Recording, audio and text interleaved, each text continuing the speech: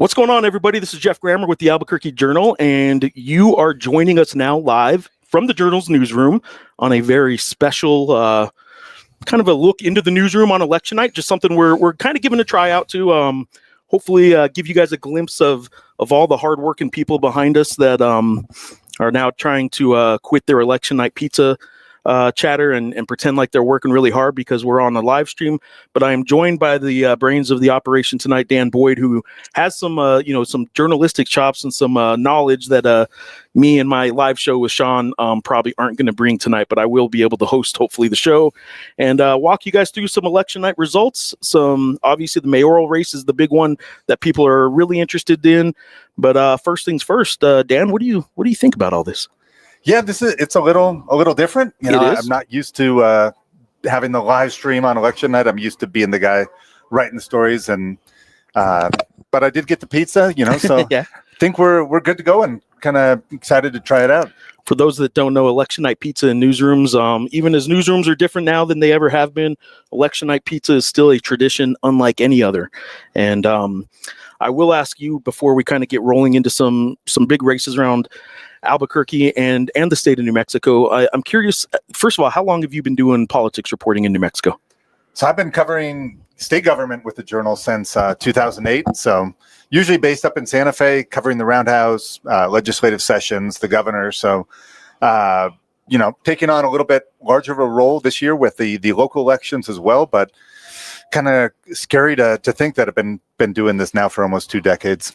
2 decades of doing this, and I'm curious if any election night stands out. Obviously, some presidential and some gubernatorial races are the big ones. This is important to a lot of people here locally, but it isn't as big as those races. I would imagine it's going to be one of those races. But any election night kind of stand out in your memory? I think the Trump 2016 was just, I think, took so many people by surprise. That was a big one. I remember the year with the CD2 races. We've had some real close ones over the years. And one night we went to bed thinking we knew all the votes were in. And then the next morning discovered some more absentee votes in Doña Ana County that kind of flipped the outcome. So that was a lesson. I think when you do this for a while, you think you have a good idea going in, but every once in a while you're kind of, reminded that there's, no guarantees even when it comes to election season. There's no guarantees that you won't find votes in the morning. Right. How likely are we to find votes tomorrow morning in this one?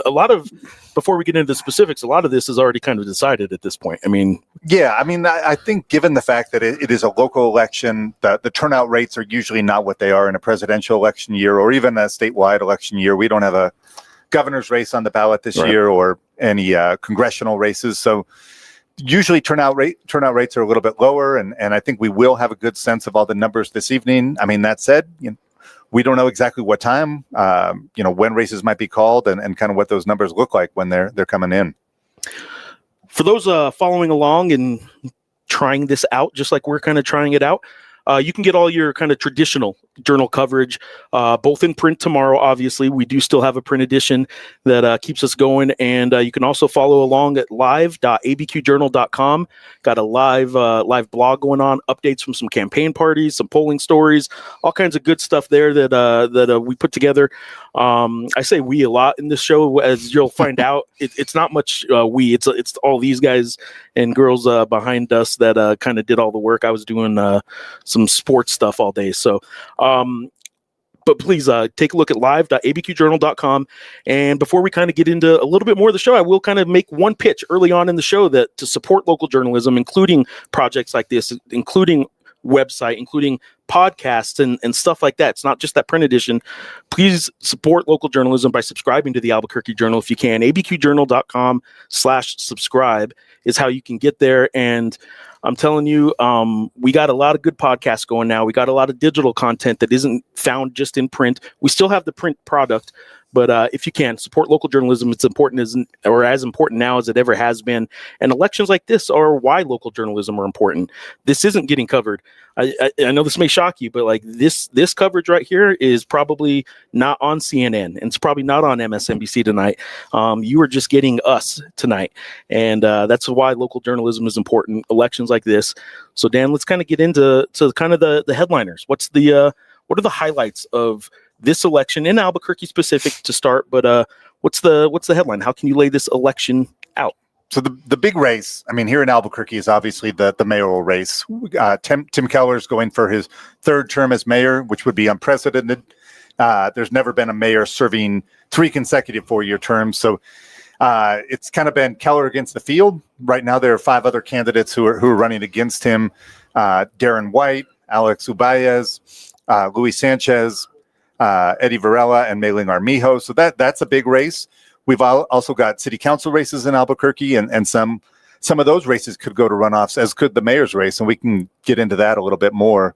But under Albuquerque's city charter, if any candidates don't hit the 50% mark, the top 2 vote finishers will advance to a runoff election. So let's break off there real quick.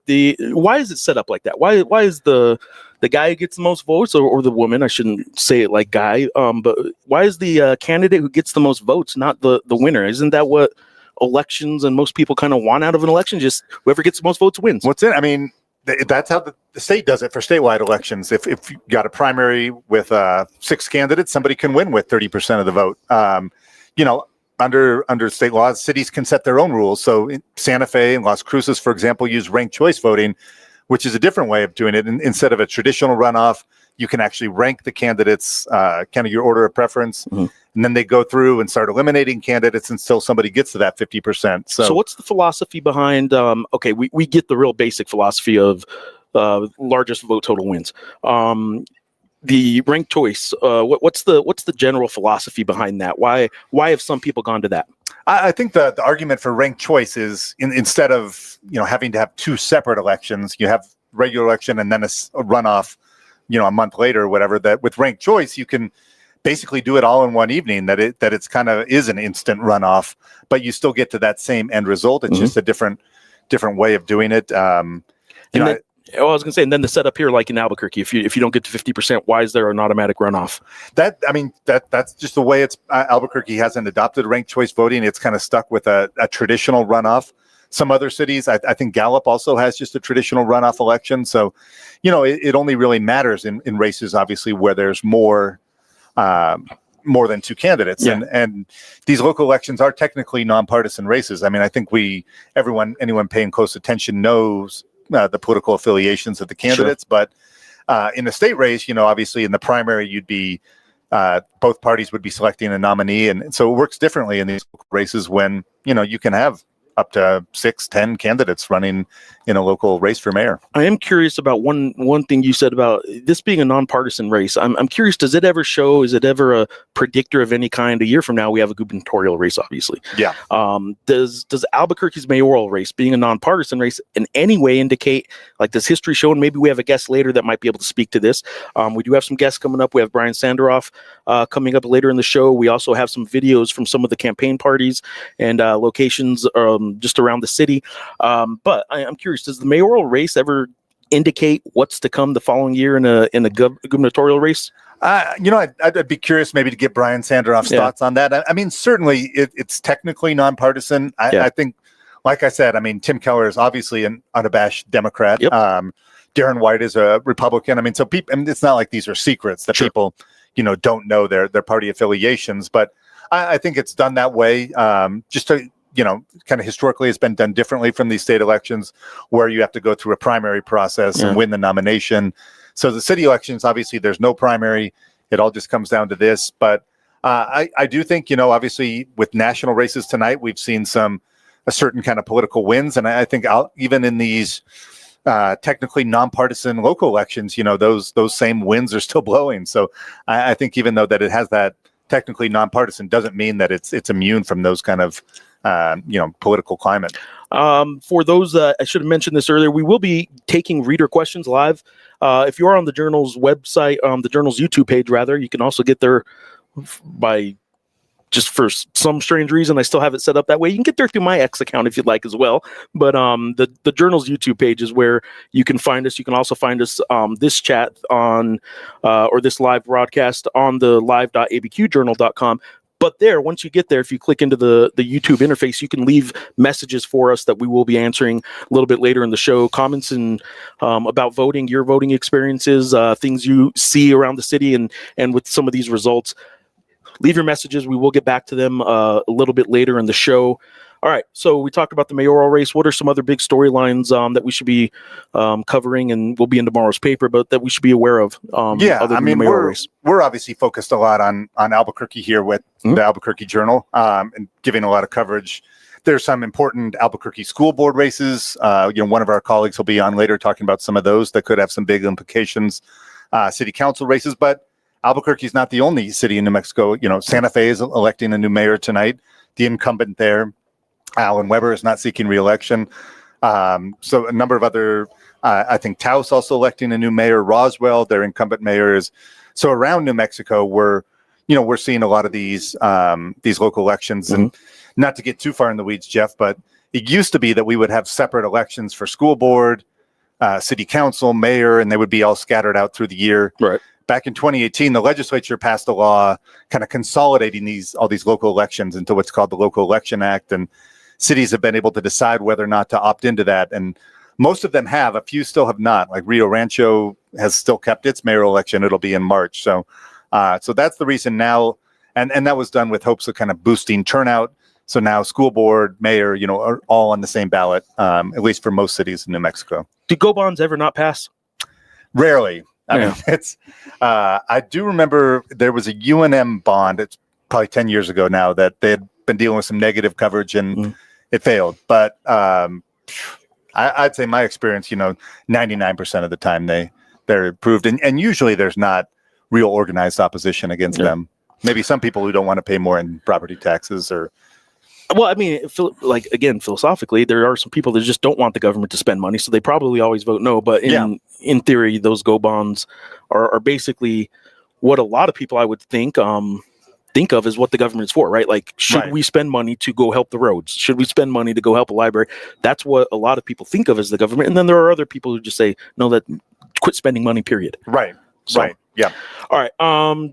What about numbers? Pretty soon here, we're going to specifically break down some of the mayoral candidates. Do we have any numbers just yet that you can speak to verbally before I pull them up on the screen? Yeah. So I've been tracking some turnout numbers, over the last few days.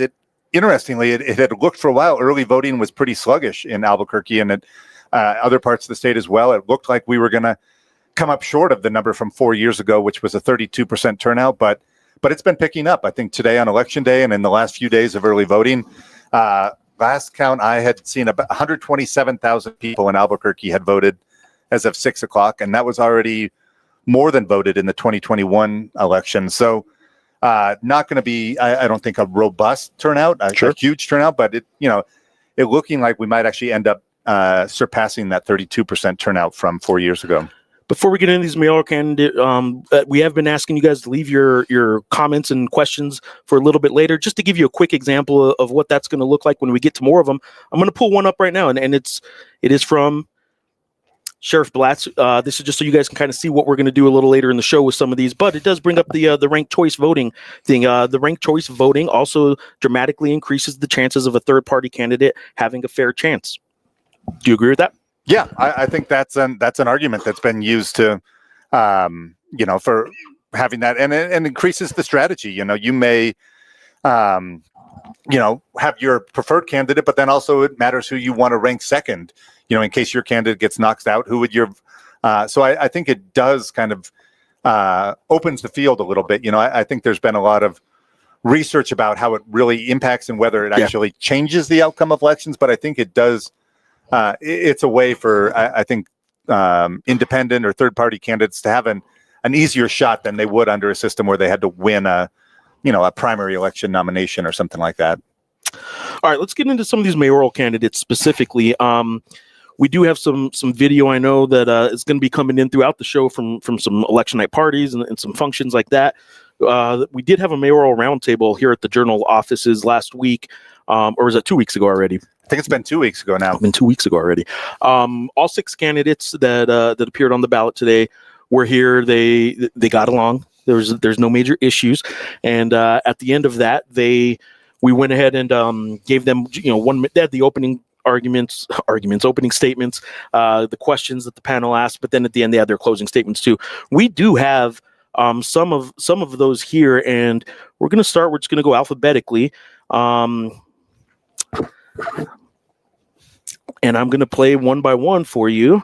These, of course not. I don't have it ready. But we're going to go one for one for you, or one by one for you. Mayling Armijo's the first one, and this was her closing statement at the Mayoral Roundtable a couple of weeks ago at the Journal. I apologize for not having that already ready to go. So you've heard today all of the ideas from the different candidates, but then you also heard the mayor respond, we're already doing that. Well, you've been doing it for 8 years and yet no results, because the difference in leadership is that you need to tie measured outcomes and specified goals to ideas so that you can then see the result. That is the different type of leadership that I bring to this table. And I also want to note that I understand what it is to be hungry. I'm the only one sitting up here that has worked in the private industry longer than they've worked in government. So I know what it is to not have a paycheck every 2 weeks, to have to eat what you kill, to be hungry, to know that if you do not get results, you get fired. That's what happens. That is what I bring to the table, is results, because I know in 4 years you'll fire me. And I'm okay with that, because I'm hungry to make this city better. All right, she's hungry. What can you tell us about Mayling and her campaign, and basically just, what can you tell us about Mayling Armijo? Yeah, it was interesting. KOAT had a debate a week before we had the Journal's roundtable, and they decided only to have the top 4 finishers in the Journal poll on that debate. So she was not included in that, nor was Eddie Varela. So this roundtable was kind of, I think, an opportunity for some voters who hadn't got to see her on that debate stage. Kind of a lot of passion, obviously. Yeah, I mean, a lot of passion and kind of interesting backstory. She really touted kind of her business experience and saying that she had more of that than the other candidates. And I think she's probably not likely to finish in that top tier tonight, but I think she's run a good campaign and had a strong showing. So is that a sign for the future? Yeah, I mean that's always becomes the question. I mean, politics is kind of never ending, and we're always moving on to the next election, and so it'll be interesting to see, if she decides to run again for an office or kind of what that what the future might hold there. Obviously, for her to decide, not for you to decide. Right? Not for me to decide. All right, so we are now going to go to, and instead of pulling up the video and having it ready for you guys, I, of course, did not pull it up and have it ready, but we're going to Tim Keller, the incumbent, who is obviously well known by a lot of people around here. He's been around for 8 years. And Tim Keller is kind of, when you're the incumbent in any race like this, everyone's going at you. But after 8 years, even more so when you're going for a third term, when you're going for the 12 years, everybody's been going at him, even people that are, this isn't a partisan election, but we know who the Democrats are. We know who the Republicans are. Even the Democrats are going after him. And I guess that's pretty much par for the course in any sort of election when there's an incumbent. It is par for the course. But the unique thing about this is he's been catching arrows from both sides. I mean, from the right, with the candidates like Luis Sanchez and Darren White, and then from the left, from Alex Ubaez. So he's really been kind of fending off attacks, especially on the issues of crime and homelessness. In our Journal poll that we did in September with Brian Sanderoff, he was leading the field with 29%, but we did a separate poll that also showed his approval ratings been steadily going down. And that's typical for anyone who's been in office for a long time. It's hard to remain popular. Before we get to his closing statement from our roundtable, I will ask you, when it is a 6-person race and you're an incumbent, you probably like that, right? You'd probably rather be the one guy that about what your base is, what your core is, that got you voted the last couple times. But all these other candidates are then splitting the opposition vote. So you probably want more candidates if you're an incumbent. I think there's some truth to that. I mean, the people who aren't going to vote for you, then their votes are going to be spread out between these challengers. And the interesting thing in that poll we did in September, there was a lot of people who were still undecided, 37%. And probably by now, a lot of them have decided, or they just ultimately decided not to vote. But I think that showed that even though some of them might not like Keller, they hadn't really figured out who else they wanted to vote for. Tim Keller's closing statement at the roundtable. Here we go. Well, for day one, Darren, the only thing you're going to do on day one is break a promise. You're just saying things that are either illegal or ineffective or not doable, especially on day one. That's fine. So I know, you say you're running to save the city. I don't have some kind of savior complex. I'm just doing the tough work of problem solving to help our city for generations.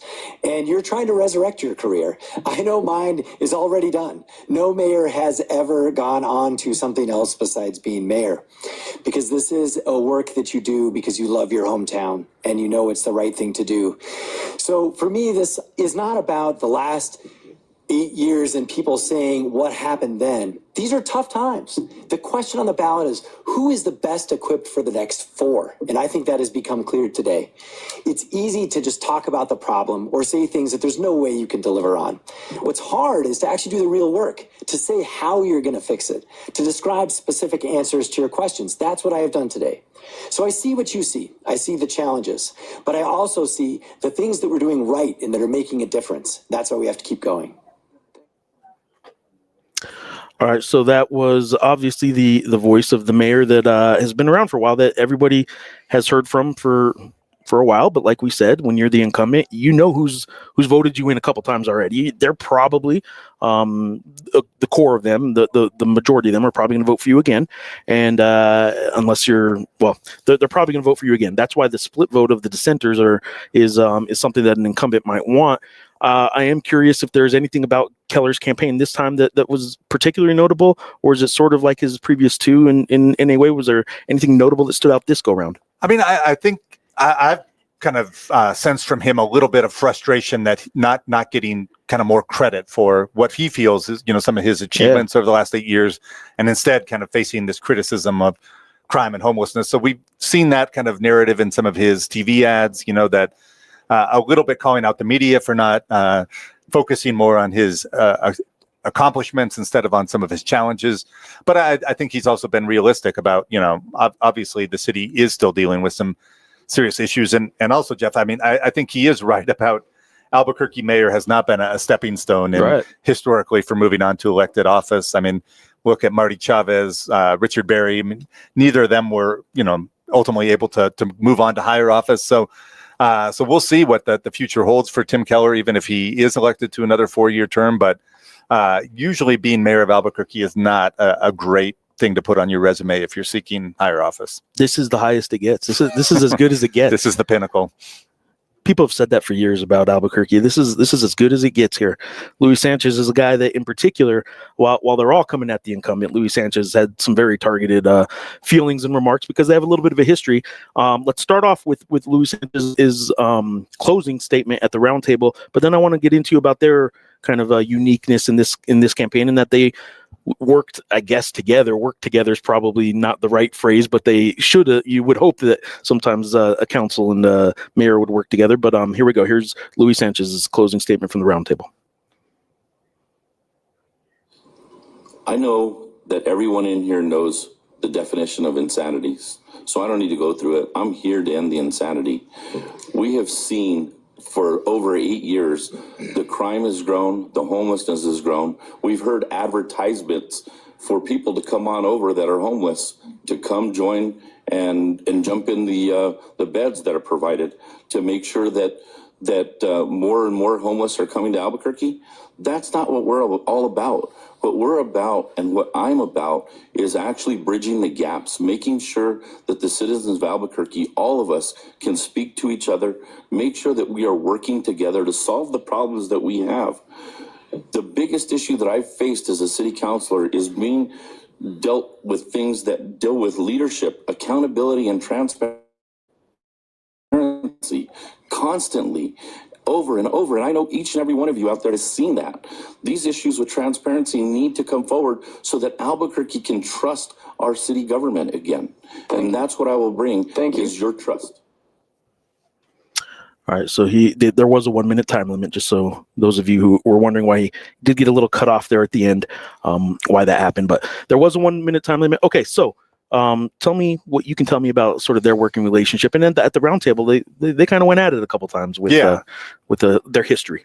Yeah, so Luis Sanchez has been a city councilor for the last 4 years. He's giving up his council seat this year to run for mayor. He's a Democrat, but he's a much more conservative, kind of moderate Democrat, retired former Albuquerque police officer. And he's really, he's really hammered, as you can tell from those remarks, kind of over and over, kind of the crime and homelessness issues. And that's really been his kind of defining message of his campaign. And, it has gotten a little testy between him and Keller.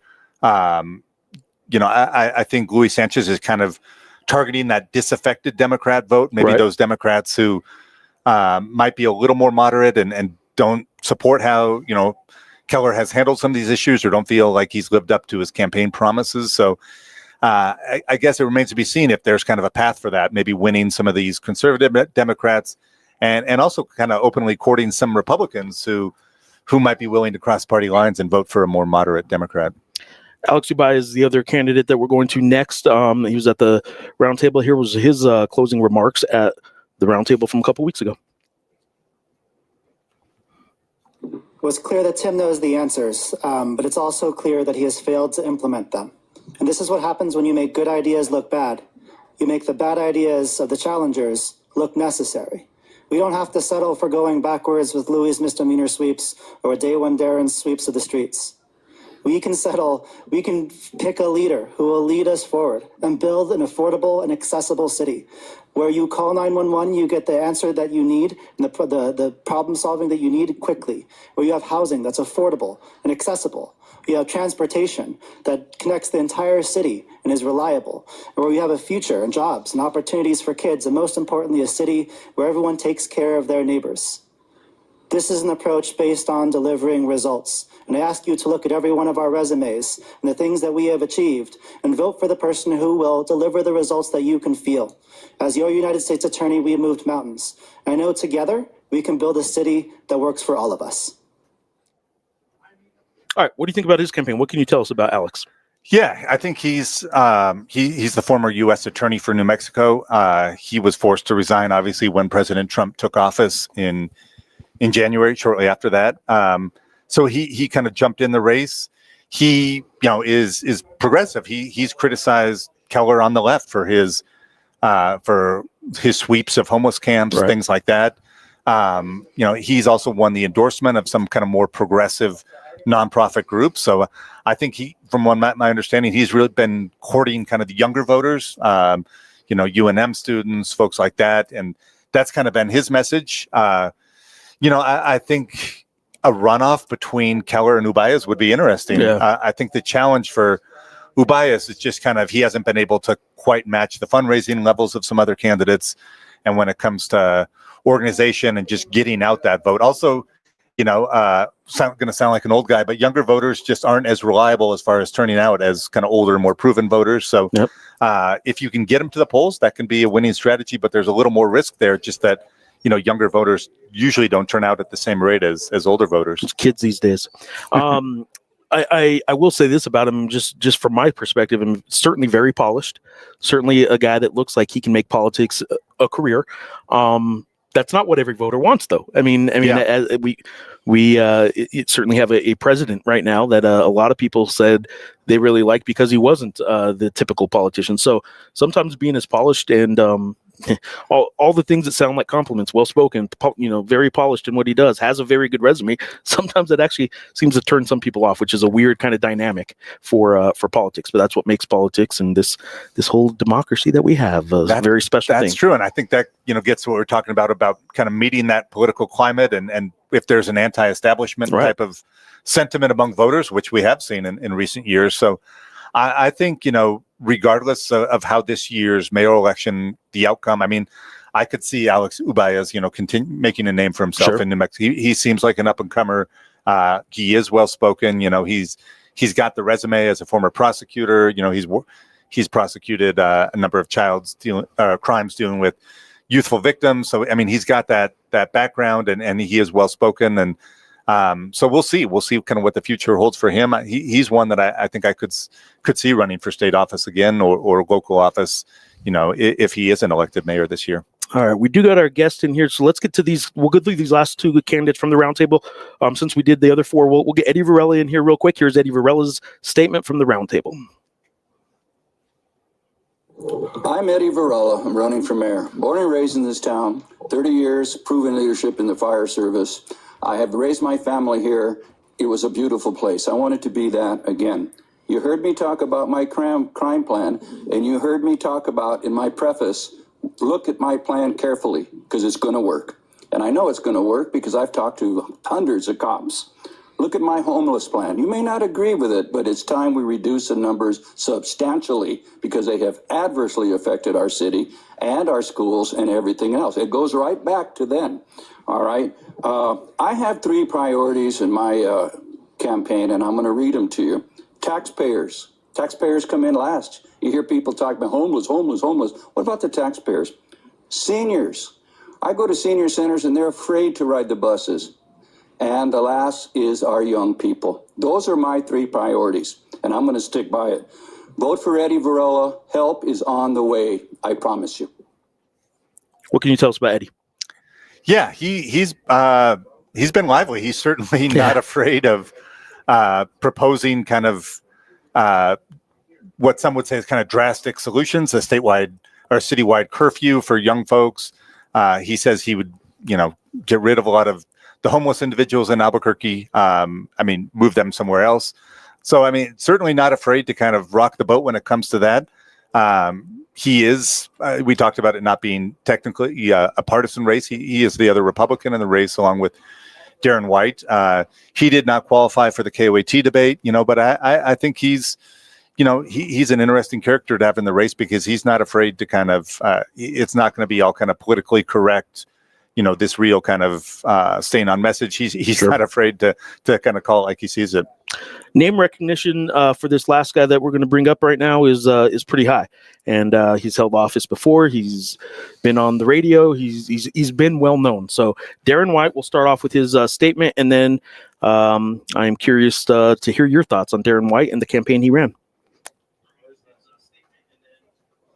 Before you go vote, ask yourself this question. What is Tim Keller going to do in 12 years that he hasn't done in 8?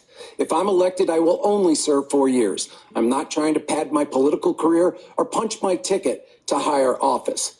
Mayor Keller is running to save his political career. I'm running to save our city. Mayor, I noticed today you started referring to me as Day One Darren. And that is a moniker I proudly accept. Because on day one, I am going to roll up my sleeves, get to work, and clean up the mess. A mess you created, Mayor, in 2,882 days. It is time for a change. My name is Darren White, and I respectfully ask for your vote.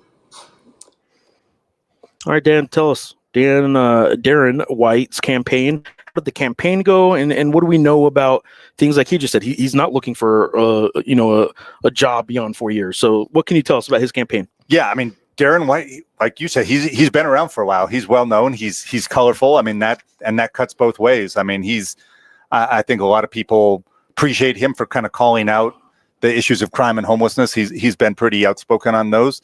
That said, even some Republicans, he has some detractors. Sure. He previously owned cannabis industry business that he has since sold. He also in the past gave money to Governor Michelle Lujan Grisham, which some Republicans did not appreciate. That said, imagine. The reality in Albuquerque is, as a Republican, it's tough to win as a real hardline Republican. So I think he's been in this campaign trying to address these issues that people are frustrated about, but also trying to be somewhat moderate and to not come across as a far right Republican, which is probably not a winning strategy in Albuquerque. Sure. All right. So part of our show, we're ready to go with our guest, and I apologize to all of you that are staring at me when I thought I had pushed got the other little screen going here. Anyway, this is what you're supposed to be seeing, the newsroom, not me. Apologies, guys. Okay, so we have a guest here. Brian Sanderoff has been doing this probably longer than you have, hasn't he? Longer than I have. I think when I was still probably in elementary school, he was already doing it. So, all right, Brian, welcome to the show. This is a kind of a first of its kind, live look in the newsroom. This is where the sausage is getting made, and we're showing people kind of what's going on the Journal's side of things. What's going on with you tonight? Well, actually, you caught me in the conference room at the KOAT studios. And so In fact, I've got to unfortunately do the 9 o'clock news and prep for it in a few minutes. Yes. But I'm glad to be here, and I'm glad to be involved in your very first show. You know, I do have some brand new turnout numbers if you'd like to talk about it. Let's do it. Yeah, let's jump into those. Okay, as of a few minutes ago, turnout, 4 years ago, turnout was 120,000 people in the mayor's race in Albuquerque. And, turnout got off to a sluggish start here in the early voting. The Journal poll showed 37% of the people were undecided. And so I think one of the reasons it was sluggish at first was because a lot of people were still trying to make up their minds who they're going to vote for. Now, today, very strong turnout. A much higher proportion of the total vote will be today as compared to 4 years ago. In fact, the turnout has reached 134,000 people, gone way over the 120,000 from 4 years ago. Our turnout's at 36% now. And so, is it the kind of percentages we look for president that's twice as much? Of course not. But for a local government election, raising the turnout from 32 last time to 36% this time, it is encouraging. I think that we have 6 good candidates. The candidates are diverse. The voters have some options. A couple of those candidates are different flavors of liberal, different progressive, different flavors of conservative and the like. And so the voters have some choices, but it took a while for the voters to really get to know all the candidates. And a lot of the candidates were underfunded. And so, but it came together, and today was a good day for turnout in the election. I'm going to let Dan do the heavy lifting on some questions, but I had one question I asked him earlier. I'm curious if you have an answer. Is the Albuquerque mayoral race any kind of indication of what the next year's gubernatorial race may or may not predict? Is there any prediction you can get from this race? If that's to Dan or to me? To you. I don't think so. I think that the municipal race is very different. And I think it'll be a different deal. And of course, we want to see what the results look like too. And, sure. And looking at results gives us an idea about whether the mood is changing. On the one hand, we can't forget that Albuquerque is a blue city. Whereas in the state of New Mexico, Donald Trump lost by 6 points. He lost by 20 points here in Albuquerque. On the other hand, people are very concerned about crime and homelessness and the economy, and so I'm hearing some Democrats talk and think a little differently than they used to. So basically, yeah, that's how I see it. I appreciate that. I know, and I do know we got you on late, and that is my apologies for that. We're going to let you go pretty quick, Dan. I'll hand it over to you. Yeah, Brian, thanks for joining us for a little bit. I know you're on a busy schedule tonight. Without having the results yet, what's your take on those turnout numbers being higher than we kind of thought? I mean, does that benefit any candidate or kind of types of candidates in particular? Well, when you look at the numbers, the Democrats are turning out at a higher rate. About 32% of the Democrats have voted, about 29% of the Republicans have voted in Bernalillo County. We can't track it to the city, but we could track it to the county. So slightly higher turnout rate. And of course, there are a lot more Democrats than Republicans in the city to start. So there is that. Independents, a lot of them came out today. Independents are younger. They tend to vote on election day rather than early. So, but with that, I've got to go. Got to write up the questions they have a 9 o'clock news over here too. And I'm glad that you were able to sneak me in. I appreciate you for coming on. This is hopefully we'll do this in the future too, and we'll get you on. And I do appreciate you for coming on. Thank you, Brian. Thanks, Brian. Okay, thank you guys. All right, bye-bye. Bye. All right, let's get this screen back here. Looks like we're going to go to some results here. Not some results. I'm sure you guys would love some results, but we don't quite have those ready just yet. Let's see here. How about this one? Let's get this set up here. Are we going to Oliver? I am being told that he is ready, and I am not seeing him in our little studio here. So why don't you hang out just a little bit longer before you head out, Dan? So I'm curious, what do you think about what Brian was talking about with some of the results and some, what that may or may not indicate? Yeah, I think it's interesting that early voting started off slow, and I think he's probably right that a lot of folks, some years I think people early voting opens and they want to vote right away, either for or against a certain candidate. This year, it seemed like it started slower. Maybe people, like Brian said, were still making up their minds. Maybe they didn't want to vote for Tim Keller, but didn't know the other candidates well enough and wanted to study them a little more. But I think it's always a positive sign when we see higher turnout, Sure. and competitive races. So the fact that we're now up to, I think he said 36% turnout. Yeah. I mean, for a local election, Seems good. that's not bad. Yeah, I mean, it's not like a presidential election when we're usually 60, 70%, but 36% and higher than 4 years ago. So I think that's a positive sign. I think the higher the turnout, the more it speaks to that top race, right? And how many people have some sort of strong feeling about that top race. Dan, we're going to give you a little bit of a break. We do appreciate you for being on. Dan will be back. Don't worry. The brains will be back.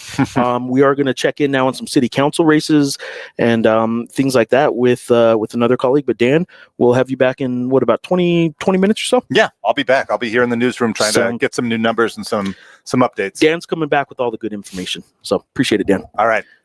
We're now going to cover some city council. Hold on a second. While I shuffle around some of these screens here, I will turn Dan's screen off. I promise you I'm going to turn it off any minute now. And you could just get up, Dan. Don't worry about it. There we go. Oliver, how's it going? Oliver, can you hear me? I'm doing very well. Thank you. Can you hear me? I can hear you just fine. Look, man, I'm going to just pass the mic, if you will. You got your own mic there, but I'm going to pass it over to you because I really don't have any idea what's going on with this city council race. What can you tell us about, the races in general, just sort of what's going on with those races and what news and updates can you give the people? Yeah, sure. Thank you. Yeah, I'm really glad we're doing this. This is a lot of fun. We're there's a lot of learning as we go too there. And this little glimpse into the newsroom is a good glimpse into the newsroom in that we don't always know exactly how it's going to go. So hopefully it's going okay. Yeah, I think it is. It sounds good to me. All right, good. Well, so there are 5 city council districts that are up for election this year. All the odd number districts. Yep. Although Tammy Feeblecorn's district 7, she has no opposition in her district. She has a write-in opponent. Okay. All 3 of the districts on the west side of the river are up for grabs this year. One of the more interesting races, I think, is the District 5 race. That's the far northwest part of the city, butting up against Rio Rancho. Right. And that's Dan Lewis is the incumbent in that district. He has one opponent, Athena Allen, who is she's a federal security professional. She also happens to be married to the Bernalillo County Sheriff. Yep. And if Allen were to win that, it could result in some change in the political composition of the council. Allen is a Democrat, and Lewis is not only a Republican, he's a very outspoken critic of Mayor Keller. Right. I think we know which side of Keller is rooting for. Yeah, I imagine so. Yeah. So, I mean, it wouldn't be a major shakeup because Lewis is one of only 4 Republican councilors on the city council. So it's definitely been dominated by Democrats. Sure. I am curious if there's any. So in races like this, these are not far down the ballot, but these aren't the primary race, right? If there's any indication, the people who are on whatever side they are of the incumbent mayor when the mayor is running again, do the people who are opposed to him or have spoken out against him? I would think that. An election like this, where there are 5 other candidates trying to knock off the mayor, that means you get out a lot of voters that might be in opposition to the incumbent. I imagine then at the council level, you probably get a little more support or turnout from the council candidates then that are opposed to the incumbent. Well, I would think. Perhaps. Yeah. I know Lewis has been very adamant that Allen is he calls her a handpicked Handpicked. Candidate, Right. and she got very indignant when I told her that. She did not like the idea. She said she's not handpicked by anybody. She's Right. a strong, independent woman, and she's got her own ideas about what to do. So I know Lewis would certainly like to paint Alan as a Keller acolyte, but I don't know if that's true or not. All right. So what other races do we got to give some updates on, and obviously some bonds? Do you know anything yet about the bonds?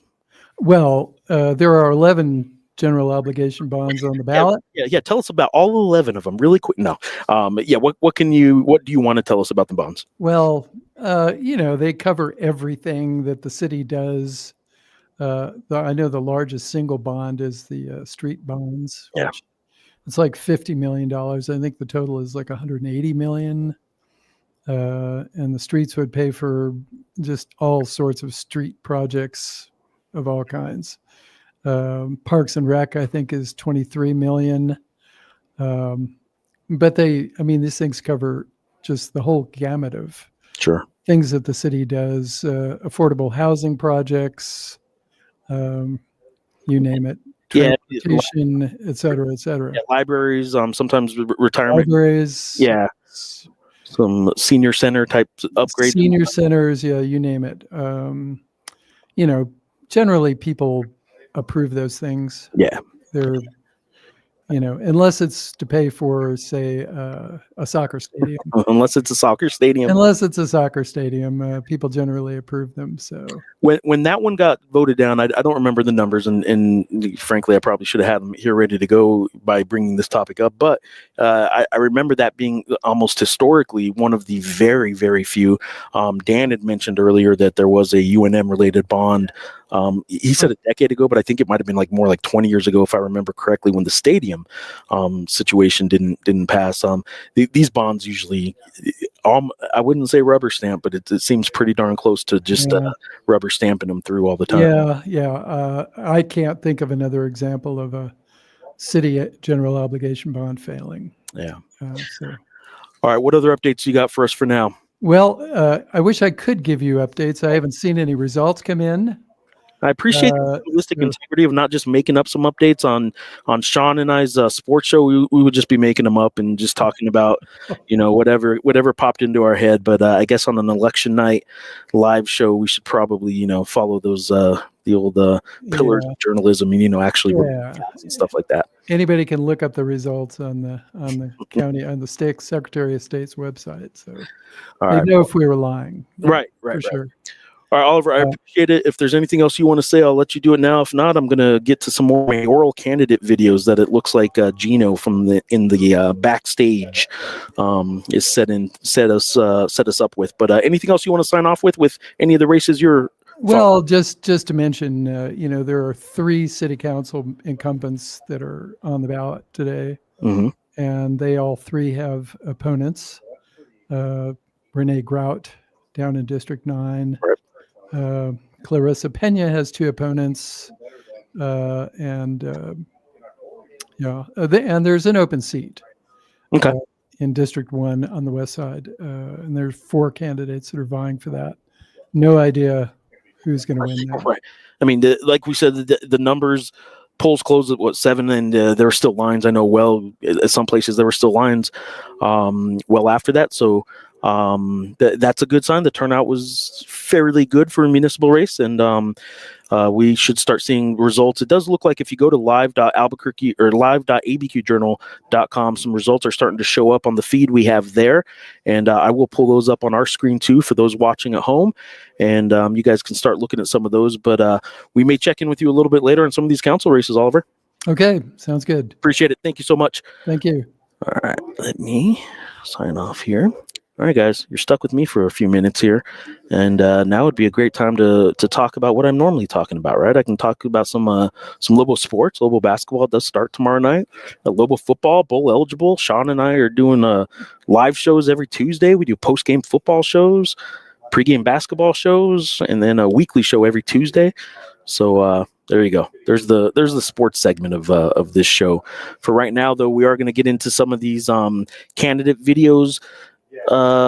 We have reporters at a bunch of campaign parties. Some of these aren't the typical, like election night parties you'll see on TV, like at a presidential race or a big time race. But we did get in touch with all the candidates, and here are some videos that are coming in. I don't know how the audio is going to sound on these, so your guess is as good as mine. So let's find this out together. We got Mayoral Armijo here, and let's see how she sounds. So how are you feeling now that it's election day? Polls are about to close. I'm happy that election day is finally here because it's been a long haul and has consumed a lot of my life. So I'm happy today is here. But we're feeling good. The campaign's feeling good. We're excited. We're motivated. I'm excited to see the numbers, finally hit the TV, and we'll see what happens. Is this your first time running for office? It is my first time running for office, yes. And it's been an experience and a learning experience, if anything. And I don't think you really understand campaigns unless you actually run or a campaign or are in a campaign or campaigning yourself. So it's been interesting. But I've had fun with it and I've enjoyed it. And I've enjoyed meeting all of the people and a lot of Albuquerqueans, just crossing paths with a lot of people I would have never met had I not ran for office. We'll see how tonight turns out, if it's a win, lose, draw. If you don't come away from this as Albuquerque's next mayor, do you still have interest in pursuing public office? No, I don't. When I first decided to run for mayor, my only intent and purpose was to bring the solutions to Albuquerque that I know that we so desperately need. And that was my focus. And so, no, I have no other ambition for any other political office. If this doesn't work out, then it just wasn't meant to be. And how are you feeling as polls are closing and we don't know yet what the results are? Yeah, I'm really excited to see how Albuquerque has responded to such a long campaign, a lot of candidates, just a lot of things happening just in a short period to decide on Albuquerque's future. So I'm excited for the most part, and also like nervous and my guts rumbling a little bit. But other than that, fine, totally fine. Well, thank you so much. Yeah, no, thank you. Other than that, totally fine.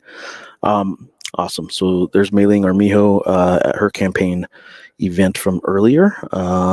We have one more video we're going to show, then we're going to check in on some other races here with the reporter. While we do have the newsroom behind us, we also have some offices over there. Not that matters. You don't know where I'm pointing. But we have some offices over there where one of our reporters is. But for now, let's check in with a video we have from Alex Ubaez's campaign party tonight. So can you introduce yourself? Alex Ubaez. I'm running for mayor here in Albuquerque.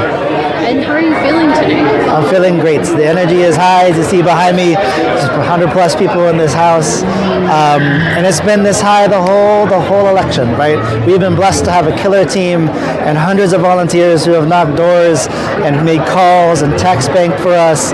And that's why we've been able to grow this grassroots support from folks, because they see people in the streets knocking doors for our future. And are there any lessons you've learned over the course of this campaign? Oh my goodness, so many. So I'm a brand new politician. This is about month 6 for me. And so I've learned everything about politics in the past 6 months. And it's been a crazy journey. I'll tell you that. You can tell we're on Central. I can tell, but the one thing I can absolutely tell you is this, is in Albuquerque, these municipals always have had low turnout because our politicians and our leaders have always catered to a small group of people. This campaign was about bringing more people in. This campaign was about building a city that works for everyone here. And that's why you see this spike in turnout today, because we were bringing people out to build an Albuquerque that works for everyone. Are you feeling optimistic about your chances at this point in the evening? Absolutely. I was feeling optimistic this morning as we started dropping lit at 6 a.m. I was feeling optimistic. We were at the polling places and people were honking and cheering and stopping to take selfies. This is an energy we don't feel here in our elections. This is an energy that we deserve here in our democracy. This is what we need for people to care and love and build the city that we deserve.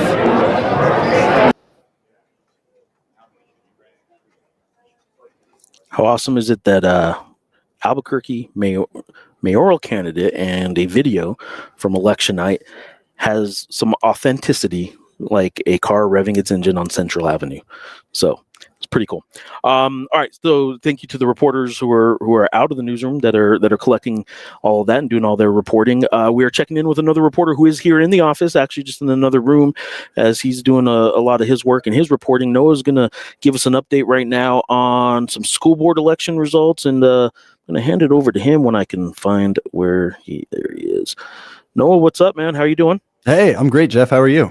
Doing all right, man. What can you tell us about the what are you covering tonight, and then give us kind of the rundown on what those races are all about?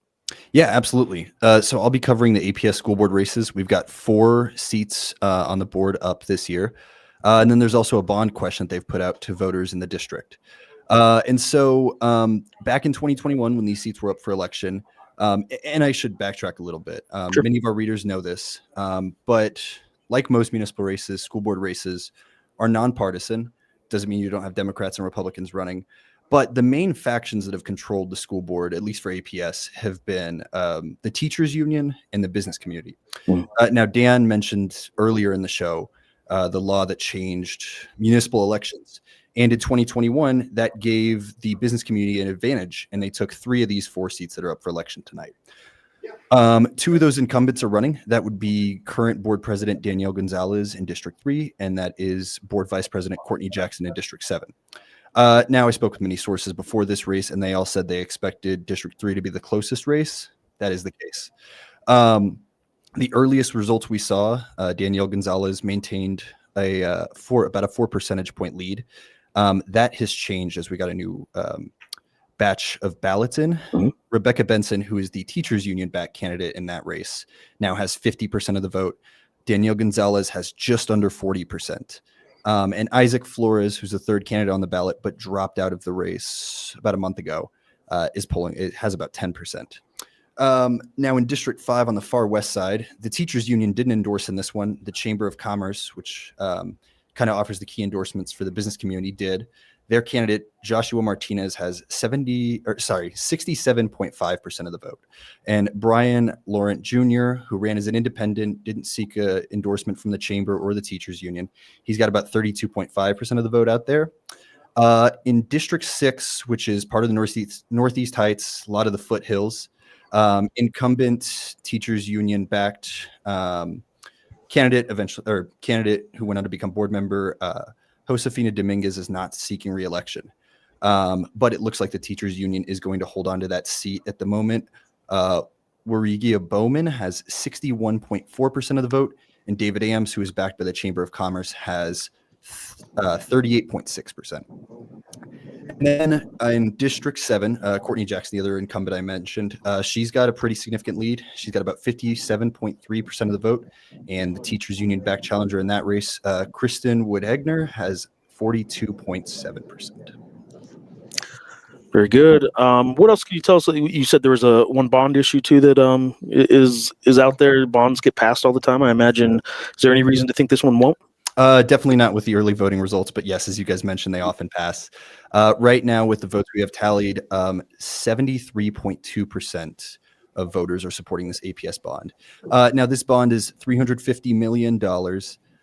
It's going to cover some construction costs that previous bonds approved, but kind of stalled out with rising costs of labor and construction after the pandemic. They also plan to convert significant number of campuses cooling systems. We always see that story, and I mean, I write that story. You get to September, classrooms are super hot, or August, September. Sure. They're looking to modernize those, get some HVAC systems in there, replace the swamp coolers. So yeah, at the moment, as expected, that right now got about 73.2%. So it looks like voters are going to carry that funding to the finish line for APS. Awesome. All right, I'm trying to figure out. I think there we go. You good now? Yeah. Yeah. When Dan came back, I didn't have him muted. I apologize for that. So we were getting some feedback there. Awesome. No, I appreciate that. We're going to get to some reader questions. We got Dan back. He's going to give us some updates, and we'll check in with you if there's anything else to check in with you later in the show. All right. Sounds great. I appreciate it, y'all. Appreciate it. Thanks. All right. Let's bump this over and any second now. No, that's not it. What's up, guys? How you guys doing? All right, so Dan is back. We're going to get to some reader questions and comments. We'll kind of carefully navigate through what they may or may not say and see what the people are saying about our glimpse into the newsroom and stuff like that. But before we do that, I will remind people to take a look at live.abqjournal.com. And that's where you can get all our election coverage tonight. There are some election results. Actually, as I'm rambling on right now, I'll kind of show you some of the election results that you can get right now on our site. All right.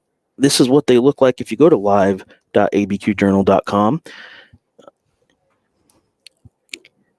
Let me scroll through here.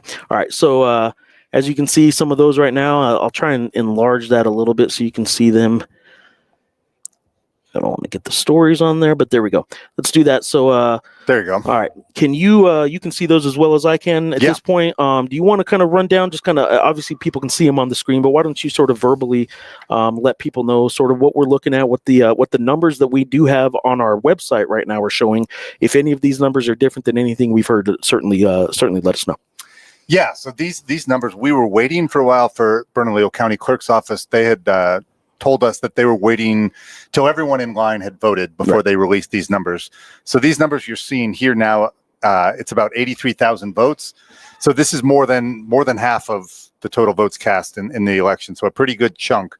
And this is a lot of early and absentee votes that the ballots can be tallied before the polls close, but the results aren't released until afterwards. So these results are, there's still more votes to be counted, but what we're seeing here is, it gives us a pretty good indication of how the race is showing up. We're looking at the mayor's race that we were talking about, seeing Tim Keller with 38%, Darren White with 31%. So right now, as things stand, those two would advance to the runoff election that we were talking about. I know it's all a little speculation, but I am curious. We've anticipated for a long time that there's going to be a runoff, that Keller would not get 50%.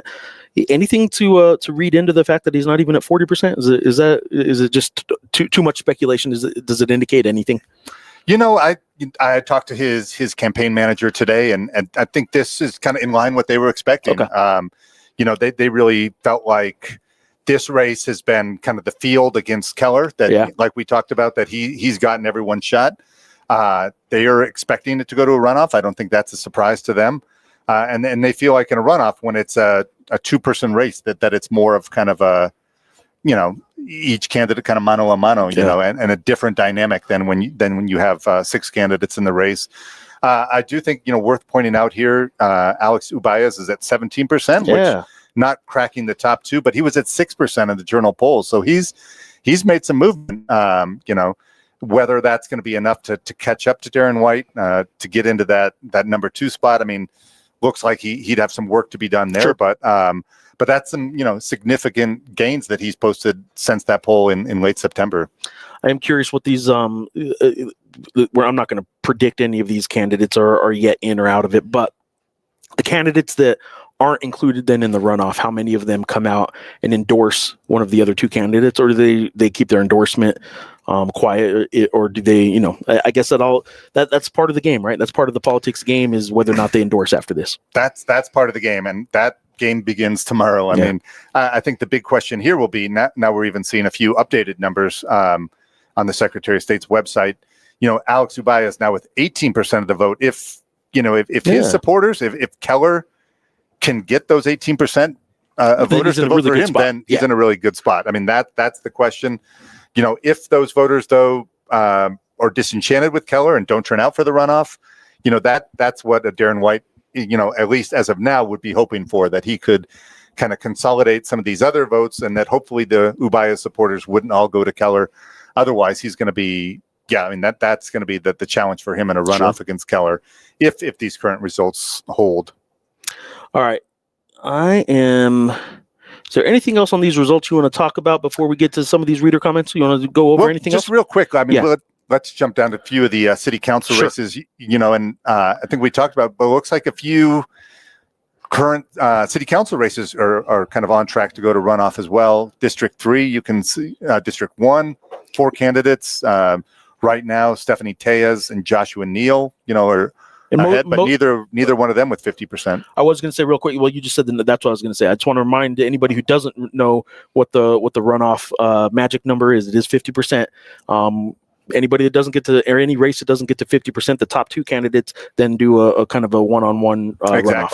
Okay. So, and also District 3 right now, Carissa Pena, who's an incumbent, she's in the lead, but also, short of that 50% number. Sure. So she would also, if these results stand, go into a runoff against Teresa Garcia. That one's really interesting too, because as on my screen, I know you have a little bit more updated numbers. I don't know if they're different than what I'm looking at on this screen here, but I'm looking at 41 and 37%. If those two go to a runoff, there's another 20% out there that certainly swings a close race like that one way or the other. Yeah, and that's one where runoff, you start from scratch. You don't get to carry over any votes. So, like you said, I mean, no head start, huh? 21%. I mean, it is up for grabs, and then you got to convince those 41% of people to come back out for you in the runoff and vote again. That's probably a big part of it too, right? I mean, a lot of people come out because a lot of times the race at the top of the ballot. And if they don't come out for the runoff, then it's all for naught anyway. So, right.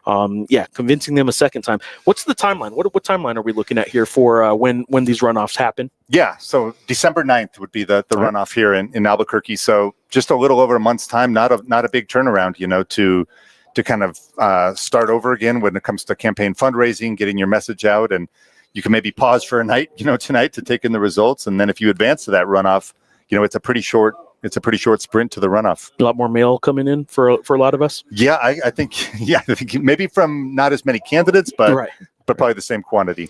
All right, District 5. That's a close one, but it is at 50%. So that one's interesting. When it is just 2 people running, right. I guess you don't really have that. While it's a close race, you're not going to. One of them is going to be at 50%. You would think. I guess what could there be some write-ins in the council at the council level that would screw that up?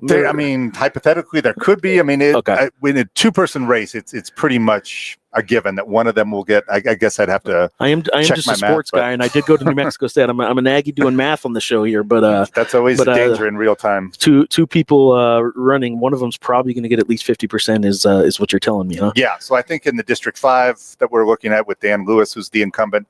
Also, District 9, Renee Grout is also an incumbent. They both look at this point like they would be on track to win re-election this evening if these kind of initial results hold. All right, I'm scrolling through a couple of these other district races, and then now we're getting into school boards and stuff like that. All right, I want to go to a couple of these reader comments. This will be interesting. Let's do it. Live.abqjournal.com, by the way, is where you guys can see some of those results that I'm scrolling through right there. But let me pull that down, and Dan, let's see how this goes.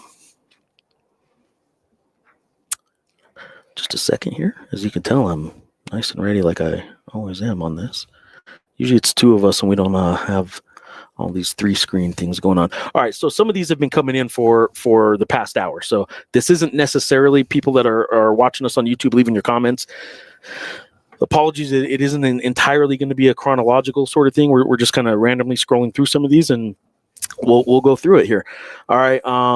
This was from earlier. The results seem to be delayed from the county. That's what you were just commenting on, in that they weren't going to post the first, and they weren't going to post one result until they had everybody done voting. That's right. Correct? That's right. And that's not all counties were following that. I mean, Santa Fe County, right after polls closed, released some numbers, but Bernalillo County, they were delayed. I think it was around 8:30, that or even a little after Brian Sanderoff joined us, that we got those initial numbers. So yeah, they were delayed, but then we got that big kind of batch of numbers that we were just talking about. All right, Connie on YouTube about an hour ago came in and said very interested to see the results from Gallup. It's a good reminder that this isn't just an Albuquerque election night. There are elections going on statewide in a whole lot of places. But Connie said very interested to see the results from Gallup. The lines were out the door. There seems to be a larger number of folks who voted than usual. Interest in the races has been much greater for most races. That seems to kind of be par for the course around the state. Like a lot of places are seeing pretty good turnouts today, aren't they? Yeah, they are. For municipal races, relative. And I haven't followed the Gallup mayor's race closely. It's been interesting. Gallup has been dealing with the situation with their district attorney who was defunded by the legislature and could be removed from office by the Supreme Court next. So I think that's really put a lot of attention on public safety and criminal justice issues in Gallup. And, I don't know how much that spilled into the mayor's race as well, but I think seeing that level of engagement, is a sign that people are, they usually go to the polls for a reason, either because they're really enthusiastic about the candidate or they're really mad and fed up with the status quo. So maybe a little bit of both, but I think it's good to see this level of functioning democracy and people wanting to, especially with these local races that don't always, get the hype, like you were saying on CNN or these national networks, but these are the ones who really affect your daily life. This is when the Albuquerque Journal, this is when local journalism matters most, it would seem. Certainly we cover the national stuff too, and we'll continue to do so, but this is when we matter. I will say a couple of these. Richie, I apologize. I don't have Sean here to yell when Richie chimes in on our sports shows earlier. We got someone here saying they wrote Jason Eck in. I do got 3 sports ones in a row. You guys are going to have to bear with me. But John Romero saying that he did vote for Jason Eck for mayor. He wrote him in. I think if it was Jason Eck against Tim Keller in runoff, I mean, right now, I don't. Keller might have his hands full. All right, Carlos Tenorio, who is he runs the student section, works at United. This guy does it all. He came up with the chili roaster traveling trophy for the NMSU UNM football game this year. Carlos is in, and he says Daniel Bruce or Jason Eck for mayor. And let's get back to some politics now. How about that? Adam Lopez on X is in with a comment and asking, do you think Albuquerque could get ranked choice voting?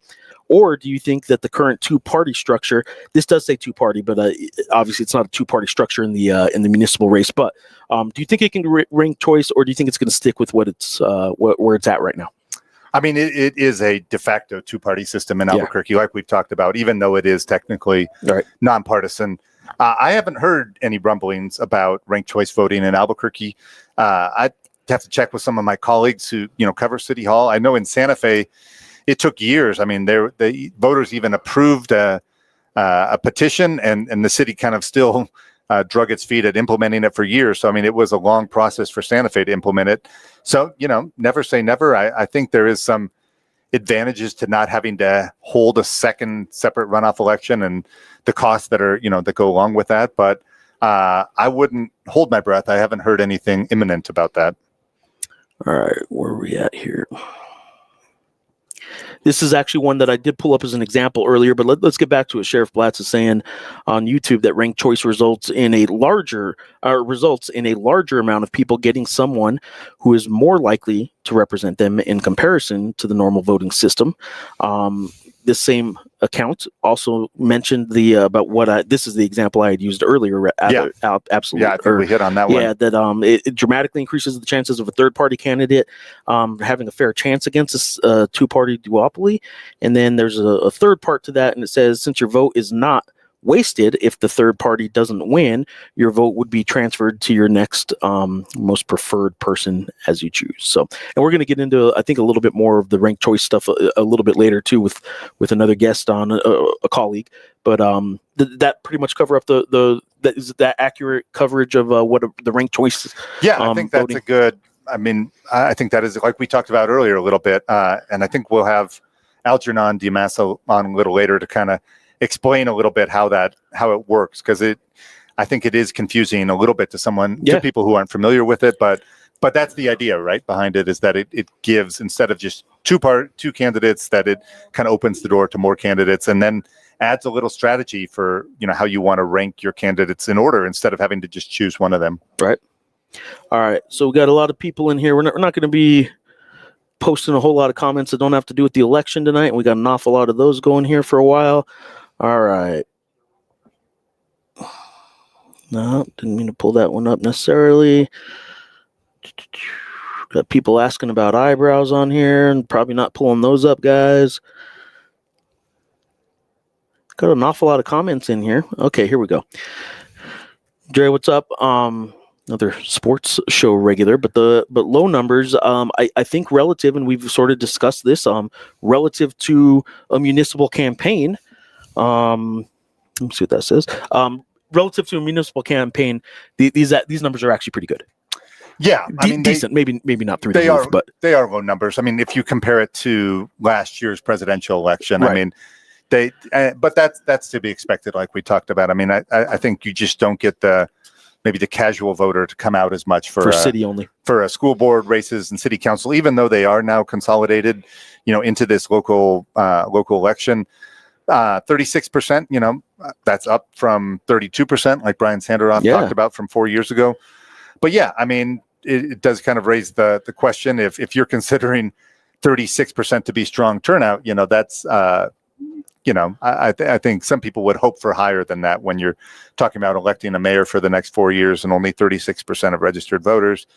But it is what it is. I mean, I think 70% that we saw a few years ago, I mean, that's considered a really strong turnout. Some countries, Jeff, have mandatory voting. I don't think that's coming here anytime soon. But in this day and age, some would argue that's not a bad thing. So some people don't want there to be mandatory voting. Yeah, and now I think there's more options. I mean, you can vote absentee, you can vote early, you can even do same day voter registration, which you couldn't do before, where you can show up at the polls and register to vote and cast the same time. So I think New Mexico has been trying to expand access to voting and make it easier to vote than ever before. And maybe that's paying off to seeing some of these turnout rates kind of tick up a little bit from past years. Since this covers all the candidates, I'll go ahead and post this one here. But is it common to not like anyone on the ballot? I would say, yeah. Isn't that pretty common? And isn't that what a whole lot of people say? Is I don't like any of the candidates. Yeah, I mean, what they sometimes talk in politics about, having to hold your nose and vote for somebody because it's the lesser of two evils. So, and I think we talked about that with the large number of undecided voters in this year's mayoral race that people maybe weren't totally on the Tim Keller bandwagon, but having a hard time deciding which of these other mayoral candidates they should vote for. And so, yeah, I don't think that's unique to this election. I mean, there may be sometimes when you feel really strongly or passionately about a candidate, but there may be other times where you're, voting for, in your mind, the least bad of the candidates on the ballot. I'm going to go ahead and this probably isn't to us at all. It's probably to another commenter that was in the YouTube stream, but I'm going to go ahead and take credit for this. You're welcome. It says, thank you. I'm new to voting. That helps me with my decision. And I'm going to go ahead and just say that was all us. I think that's the Albuquerque Journal. Yeah, probably is, right? All right. Eric Harrison's in. Jeff, the important question is which candidate most supportive of UNM athletics? Look, it did come up in a governor's race a few years back that when the whole soccer team getting cut was there, both candidates said they wanted to bring the soccer team back, and one said she would, and the other said he would, see what he could do, kind of thing. It never really came about. How often does athletics, while we're somewhat on the topic, how often does athletics come up in the governor's race? Probably a little more than at this level. I don't know. Maybe in smaller towns, maybe athletics can come up. Maybe in smaller towns. I mean, in the governor's race, I mean, I think we've seen it periodically come up in New Mexico. I mean, I don't know how often that actually affects the outcome, but it certainly is something to politic on, right? It's something to campaign on. Well, I think it was Louisiana recently. The governor there kind of weighed in on the athletic director. Firing Brian Kelly at LSU. Exactly. So we haven't seen that level in New Mexico, but certainly governors have been, kind of made it a habit to attend March Madness games. Sure. And of course, being careful, you don't want to come out too strong in favor of the Lobos or the Aggies. You don't want to alienate voters. So you got to have one T-shirt of each team in your closet. I would know nothing about alienating Lobos or Aggies in all the stuff I do here. All right. Let's see what we got here. Now, a very small number of people actually did say they were joking, but this is Nicholas is asking on YouTube how many votes were for Eck. Look, I know it was a kind of a running joke that some Lobo fans were going to do that. I will ask though, when do you see write-in candidates? Like at the end of this, is there a way that we get the numbers for if there were 10 people that voted a certain write-in candidate or 100 people? Like, do we get the write-in results at some point? That's a good question, Jeff. I mean, I'd have to see if we can. You can actually file as a write-in candidate. Yeah. So they would have to know that you were running as a write-in, but occasionally there can be another section as well. So I don't know how Jason Eck will end up faring, but if he's up there with the other candidates, that's a heck of an accomplishment. I'm guessing he's not, but all right. So paranormal investigator on YouTube, paranormal investigator Trent rather on YouTube is saying that these first numbers are just the early voting numbers. Is that right? Or are we past the point where we're just looking at early numbers? I can't say that definitively at this point, but primarily early vote numbers. So we're looking at, Albuquerque now, Secretary of State's office, we're up to 93,000 votes counted. So those are all the early, I can say that pretty confidently. Those are all the early vote numbers, a lot of the absentee, and then maybe a little bit of election day starting to trickle in. But now as we see that number tick up, that'll be as more election day votes are counted. So yeah, early vote numbers are usually the first ones to be posted and absentee. Don, we recognize that name, but Don Friedman is in on YouTube. Why does it show 0 of 611 reporting precincts? Please explain. Yeah, I think trying to stump us here now on the show. So we can see on there now that of the 611 precincts in Albuquerque, that all 611 of them are partially reporting. Okay. So until they've counted all the votes in that precinct, it won't be fully reporting. So okay, so that's why some of those numbers are reflected the way they are in terms of what precincts are reporting, right? Right. So that gets to what we were just talking about. So we've probably gotten early votes from all those precincts, absentee votes, but not all the election day ballots tallied in those precincts. Eric Harrison's in on YouTube saying he's shocked that Alex's numbers are being so much higher than some of the other newcomers. Is there? Do you have any comment on that? I guess is that what most people maybe thought was going to happen, or is that a surprise? Yeah, no, I mean, I think that's one of the things that caught my eye. I mean, he was the Journal poll had him at 6% at the Journal poll in late September, now up to 18% now. So I mean, I think that kind of shows that he's been able to win over some of those undecideds like we were talking about, whereas some of the other candidates haven't. I think he's run kind of a hearing from his campaign today, kind of focused on social media, digital campaigns, things like that, trying to attract some of the, connect with some of the younger voters and get them out to the polls. And it seems like, that might be paying off. I mean, we've seen him make a pretty big gain. But I think since that Journal poll in September, he's gained more than Keller, more than White, definitely more than Luis Sanchez. So he's been the biggest mover, but he also had a lot of distance to make up. Sure. I will, since I am in control of bringing the comments to the screen, I will certainly choose Chase Christensen's comment that he wrote in Jeff Grammer for mayor. And while there is a Fire Grammer campaign going on when a lot of sports fans are upset with what I write, I am glad to see that Chase Christensen is behind Jeff Grammer for mayor. We'll have to see if Jeff Grammer or Jason Eck gets more write-in votes then. Oh, don't do that to me. I'm not beating Jason Eck right now, that's for sure. All right. We got another ranked choice comment here. I would love to see ranked choice, but we'll see if those in power end up feeling motivated. How does a city go about changing the way they do their municipal elections? So, yeah, as I talked about, I mean, so this is a lot of these rules and regulations are set in the city charter. So city council could make changes to that. At the council level, it starts, I suppose. I believe that's right, that they could make those changes. So we'll see. I mean, maybe that there does seem to be a growing movement for ranked choice voting. I believe Maine is now using ranked choice voting even for statewide elections. So other cities around the country also using it. I think they're probably is some resistance from kind of the current powers that be, just because they've used the current system to get where they're at. But we'll see, as we've seen it now, Santa Fe, Las Cruces. I mean, if it can start taking hold and people getting more familiar and more comfortable with it, working in those places, I could see it spreading to other parts of New Mexico. All right, I'm going to get into the pat us on the back kind of a comment here, and I appreciate you, Nor, for saying this on YouTube. Thanks for doing this live feed. I'm enjoying seeing the newsroom and the faces behind the Journal. I'm usually at a loss for finding local election results, so I hope this becomes a tradition. So do I. And this is, look, like I said, and for those just tuning in, I mean, we've been on for an hour and a half now, going on an hour and a half. So I know not all of you have been with us from the beginning, but this did just sort of start as a sports thing where we do some sports shows and we just kind of have a joke, have a lighthearted post-game show, or sometimes not so lighthearted, depending on how the Lobos did. Some pregame stuff, a weekly show, all that kind of stuff. But there's no reason that this technology shouldn't be used in the newsroom a whole lot. And I'm really hopeful that it gets used on a regular basis now. And you can see some of the faces behind the work that we do. You can hear some of the voices behind the work. But more than anything, it's just an easier way to get to you guys. It's, I wish people were still picking up that print edition as much as they used to, but this is how people are getting their news anymore. And if we can find you and come to you on these devices and your laptops at home. That's what we need to start doing a lot more of, and hopefully this is the start of something that becomes pretty regular here at the Journal. And I appreciate you for saying that in the comments.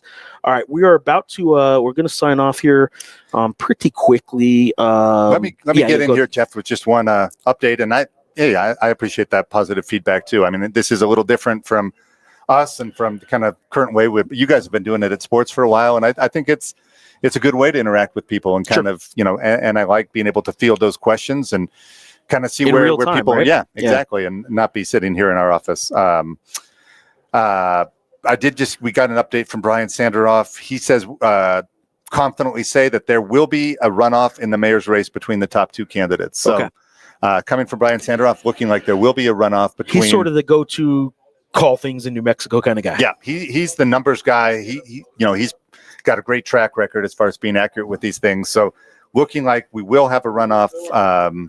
Darren White and Tim Keller. He also says we can confidently say that City Council District 1 will head to a runoff, which we were talking about that race earlier. That's the one, I believe, with 4 candidates.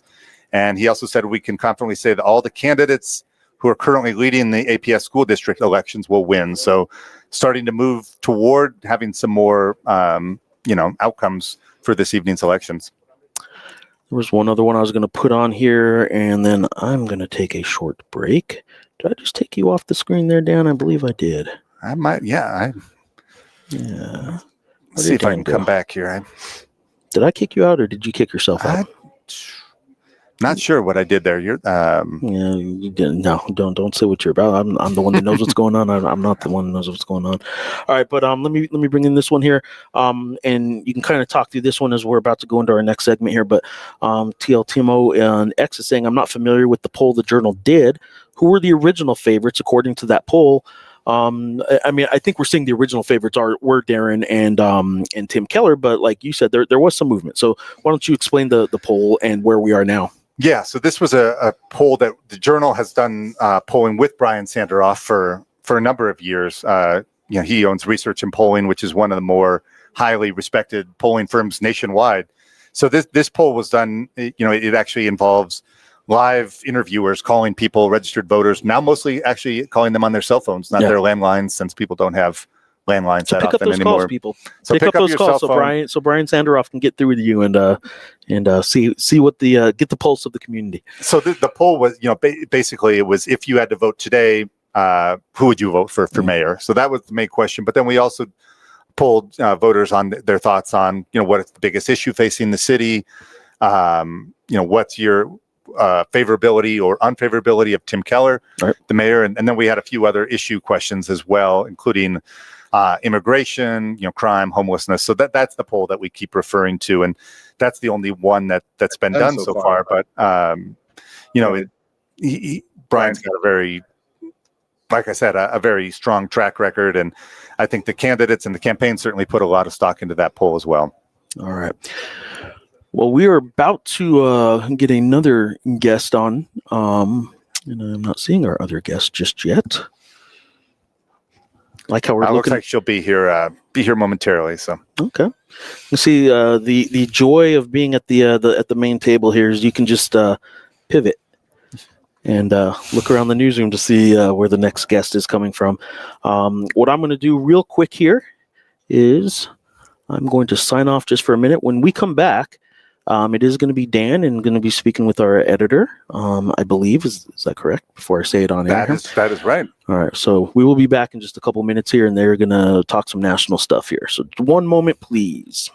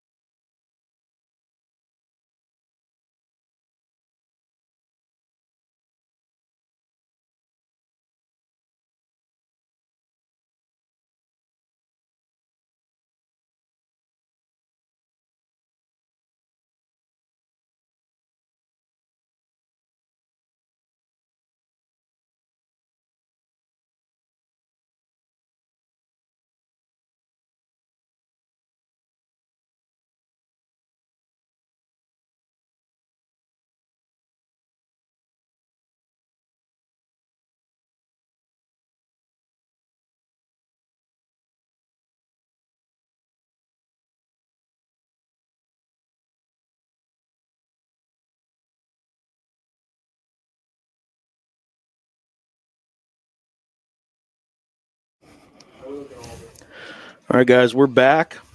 Let's see if we can get the third mic on here. All right, I'm going to hand this over to you guys. You guys kind of take it over from here. First of all, Jay, this is our editor. For those that don't know, this is the big boss, so be on your best behavior. She has been watching and monitoring, and I think so far so good, guys. We haven't screwed up anything too much yet. No, it's been great. So I am curious, first of all, you've had experiences similar to this in the past, but the future of journalism, if that's what this is, or if we're just catching up to some of it, but I would imagine this is something that you want to see at the Journal a lot more moving forward. The real-time interaction, the engagement, showing faces, reminding people that we are people here in this community too. Yeah, absolutely. This is something that I was so excited when Jeff suggested doing it. I was like, yes, 1,000%. This is definitely... I messed up by suggesting it, by the way. That's why I'm here tonight, because I'm the one that came up with the idea. So. Which is great, because it's like amazing, because Lobos starts tomorrow? Yes, tomorrow night. Basketball, and yet here he is, like, going to be up late tonight, like, worked really hard on this too, so thank you for doing this. No, this is fun. I really do enjoy that we're doing this whole setup, because I do think it is something that we should be doing a lot more of. Yeah, I agree. And so for me, like, one of the things I want to do starting in January is really opening up our editorial boards, making them real time where people can ask questions. We're going to live stream them. People can also attend them in person. We're going to start doing, it'll be free, but it'll be ticketed, so we know how many people to expect. Right. But I really want people to engage with the Journal, to engage with the leaders that come in and speak to us, to be able to ask them the questions themselves, to be able to become a civic platform that I think journalism is meant to be. And I think this is a great example of exactly the kind of civic service and civic duty that journalism represents. And it's a great benefit to the community. And hopefully, this is the first of many of these that we'll do. They're not all as corny as me and Sean talking about, him not eating grapes and blueberries after a Lobo football game and stuff like that. So it is good to see that other topics can be covered just as well too. And I imagine there's some, other media outlets here in town doing their coverage like they have for years. And there's no reason that we can't kind of insert ourselves into this live visual medium as well here on this platform. Mm-hmm. So I'm glad we're doing it. All right. What are you guys going to talk about? I actually don't have the rundown in front of me. I think we're gonna talk a little about national races as well. And we've obviously been focused on Albuquerque and New Mexico local races, but I think Jay's going to fill us in a little bit on what's happening, around the country as well. Yeah, so my background is from Time Magazine and Bloomberg News. I've covered probably, 15 elections, both at least 5 presidential elections, and then all of the in-between elections from all of those. And so I'm used to covering more of the national scene. So I've written a brief that will sort of round up what's going on.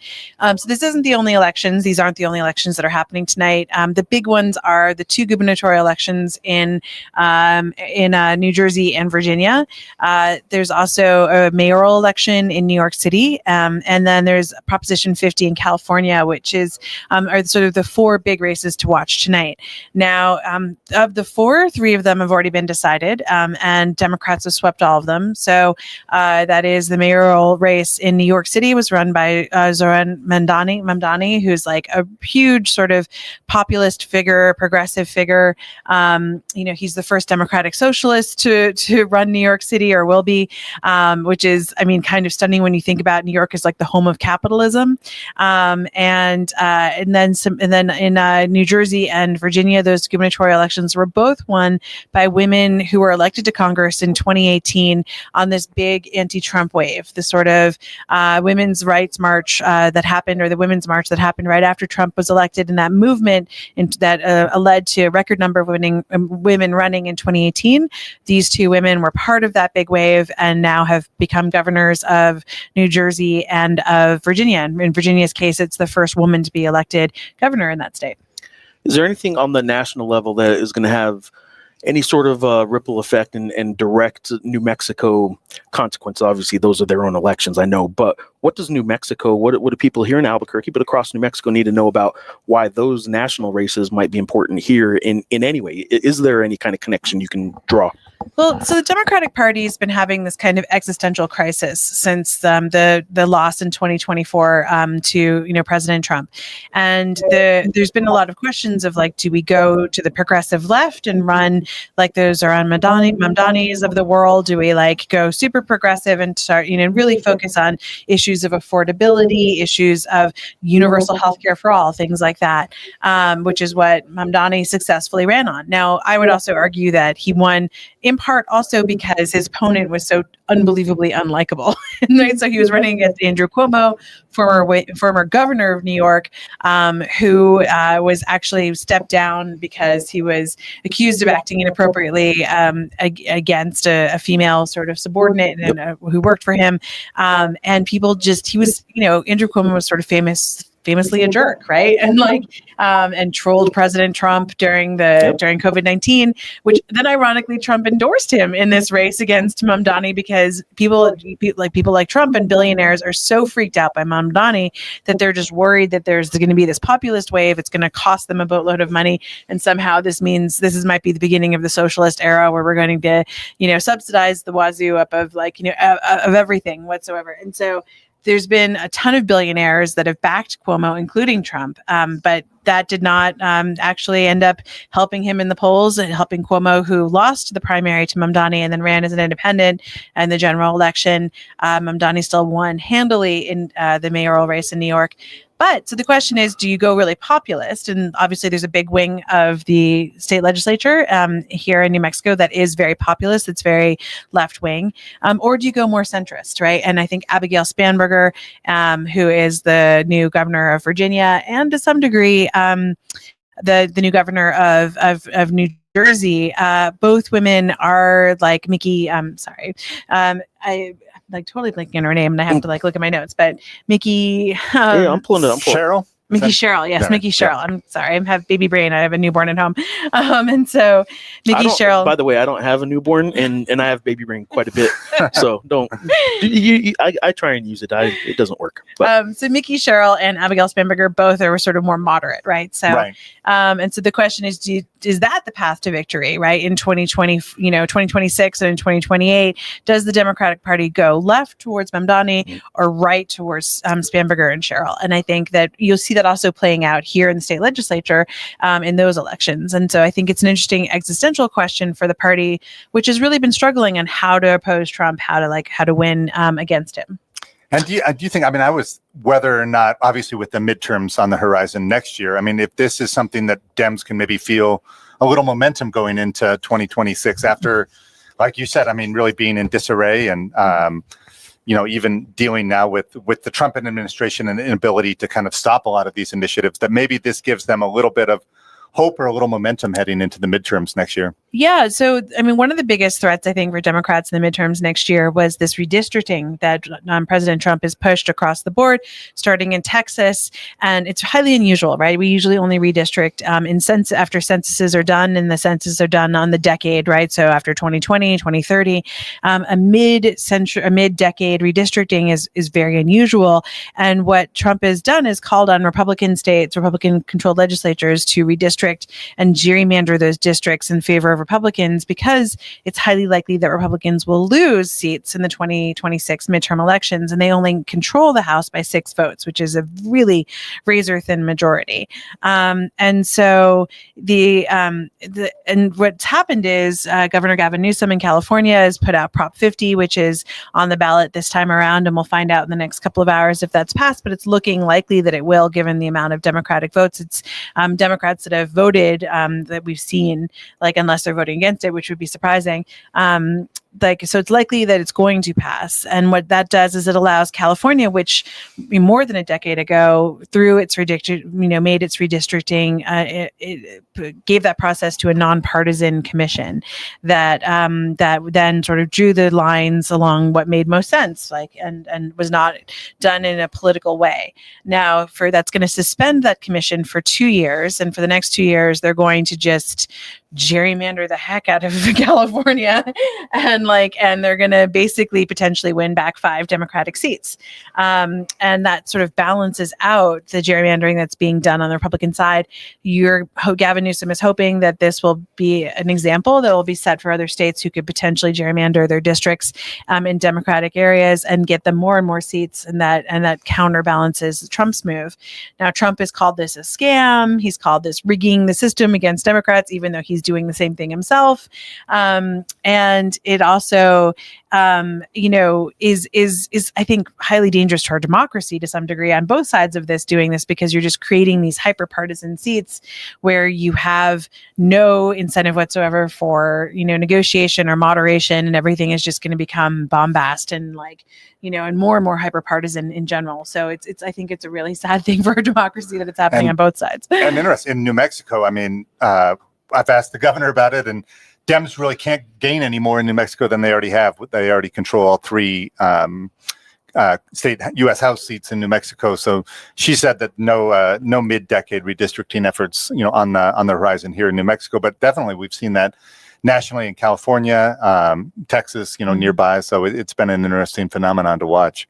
For sure. I'm curious. You've covered elections in other places. I have not. I covered an election in Santa Fe a couple times, and that was like 20 years ago, and I've been to New Mexico. Mm-hmm. So how people say politics in New Mexico is unique, but I think people say that about their local politics everywhere. What is New Mexico politics? How does it compare to some of these other places, some of these other states, from your perspective as someone who has covered elections outside of this place? So I would say, in some ways, it's very similar to any other state. Yeah. Politics, I mean, on some levels, politics is politics. Yeah, it's a game. Yeah.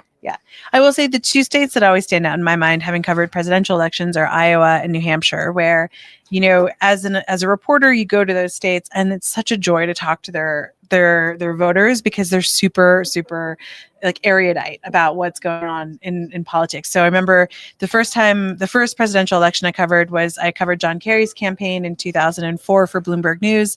And in the summer of 2003, I went to my very first Iowa, road trip with John Kerry. And the first voter I asked, I was like, why are you voting for John Kerry, or caucusing in that case for John Kerry? And she was like, well, I really like his $50,000 premium cap on catastrophic healthcare insurance. A real specific answer. Yeah, super specific. Yeah. I had to look it up. I just come from covering the passage of Medicare Part D through Congress, and I thought I knew healthcare policy really well. And I was like, and I actually had to go look it up. I was like, wow, these people are really. Yeah, I'm curious how many answers we've had in our coverage, even just this week or today, where somebody was that specific about why they're voting for so-and-so for mayor. Yeah, that's pretty cool. I like that. The problem is that they take first in the nation status super seriously, and then after that, it just plummets, right? People hardly know who's president. It's all downhill. From there, right? So everyone's like, oh, I just don't like that guy, or I just don't like this guy, or whatever it is.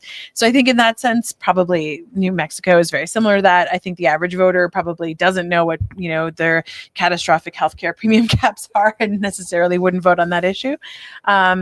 But I will say one thing that is interesting and unique to New Mexico, and there's only a handful of states where this is true, is that the majority of the state legislature and the executive office right now are all women-led.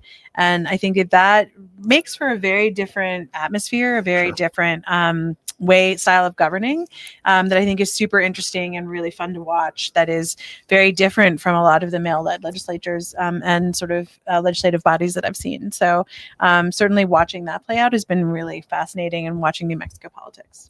Yeah, and I can't remember who it was, Jeff. Someone said that you can get your undergrad in politics in other states, but you can get your PhD in New Mexico. So, well, I can tell you, to bring it back to what I do, Fernando Lobo, the athletic director, hired last December, hasn't even been here a year yet, hired last December, hired a football coach. His first week on the job is actually day 5 that Jason Eck was hired on the job for him. He hired a new basketball coach. He did a whole lot of stuff. But what he learned was that legislative session. He was hired at the beginning of December, and he went up to Santa Fe to try and get money the whole time he was there. And I can tell you, he came away thoroughly impressed and entertained by politics in New Mexico, and he felt like he really had a crash course and just spending one session in Santa Fe, from his perspective, which was as basically a lobbyist trying to get money for his cause, which is UNM athletics. But like he's been involved in politics in other states, at least to a certain extent, and he was impressed with how unique it is here. Yeah, So, I think some of the dynamics Jay mentioned also, I mean, we're a minority majority state. We have significant Native American population, and clearly, as you know, I mean, you go to different parts of the state, it feels a whole lot different in Hobbs than it does from Santa Fe, and a very diverse state, and I think that shows in our politics as well. I was born in Santa Fe. I went to high school in Alamogordo. I can tell you those are two very different political vibes in those two places. And but yeah, there's a lot around this state that are, you can go pretty extreme in some cities too, where it is.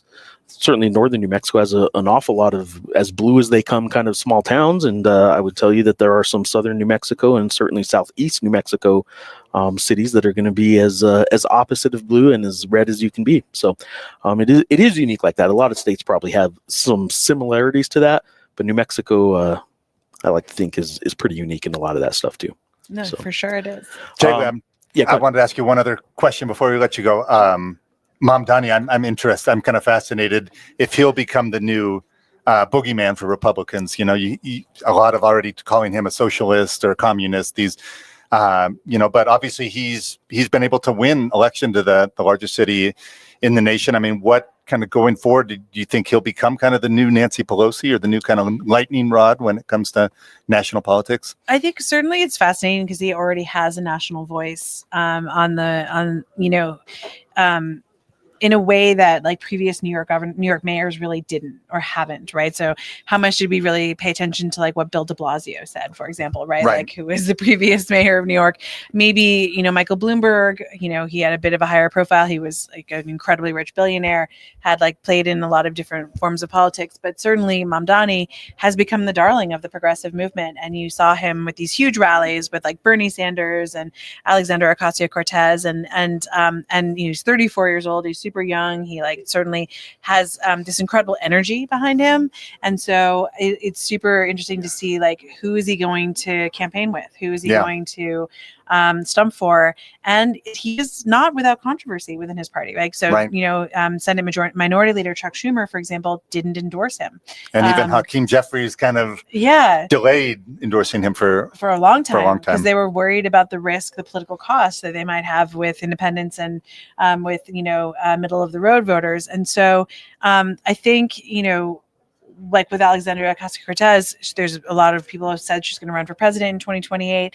Is he going to be like a big sort of potential surrogate for her? Is he going to endorse her? Can he what can he bring with him if that's the case? And what momentum can he give to progressive issues when he gets in? One of his big issues running for mayor of New York has been really trying to make rent affordable for everybody, right? Like because New York is so incredibly expensive to live in, and you're paying like $6,000 a month for like a studio shoebox. And so, like, how do you make New York affordable for the common person? Like, how do you help that? And to see what's he going to do to make that possible, for New Yorkers? Is that a model that in other cities adopt? And how does he succeed in these policies is a real test. Jay, while you're here, I'm going to bring up a comment that we already ran, but just in case, as the boss, you did not get this comment. On YouTube, we got a thanks. Here, I'll read it over here. I was kind of reading. It shows up in two places. Thanks for doing this live feed. I'm enjoying seeing the newsroom and the faces behind the journal. I'm usually at a loss for finding local election results, so I hope this becomes a tradition. So some live real-time feedback from people that like it. I don't think anybody's been told us just yet. There are some people maybe a little upset that we're not covering some of the comments they have about specific candidates, but we're not going to do too much of that on this. But for the most part, we've gotten some pretty good feedback. This was one that we brought up a little while ago too. They weren't familiar with the poll that the Journal did. Dan kind of updated them on who the favorites were early and maybe how some of those numbers changed to what we're seeing tonight. There was one other one I wanted to. Oh, here we go. This is from.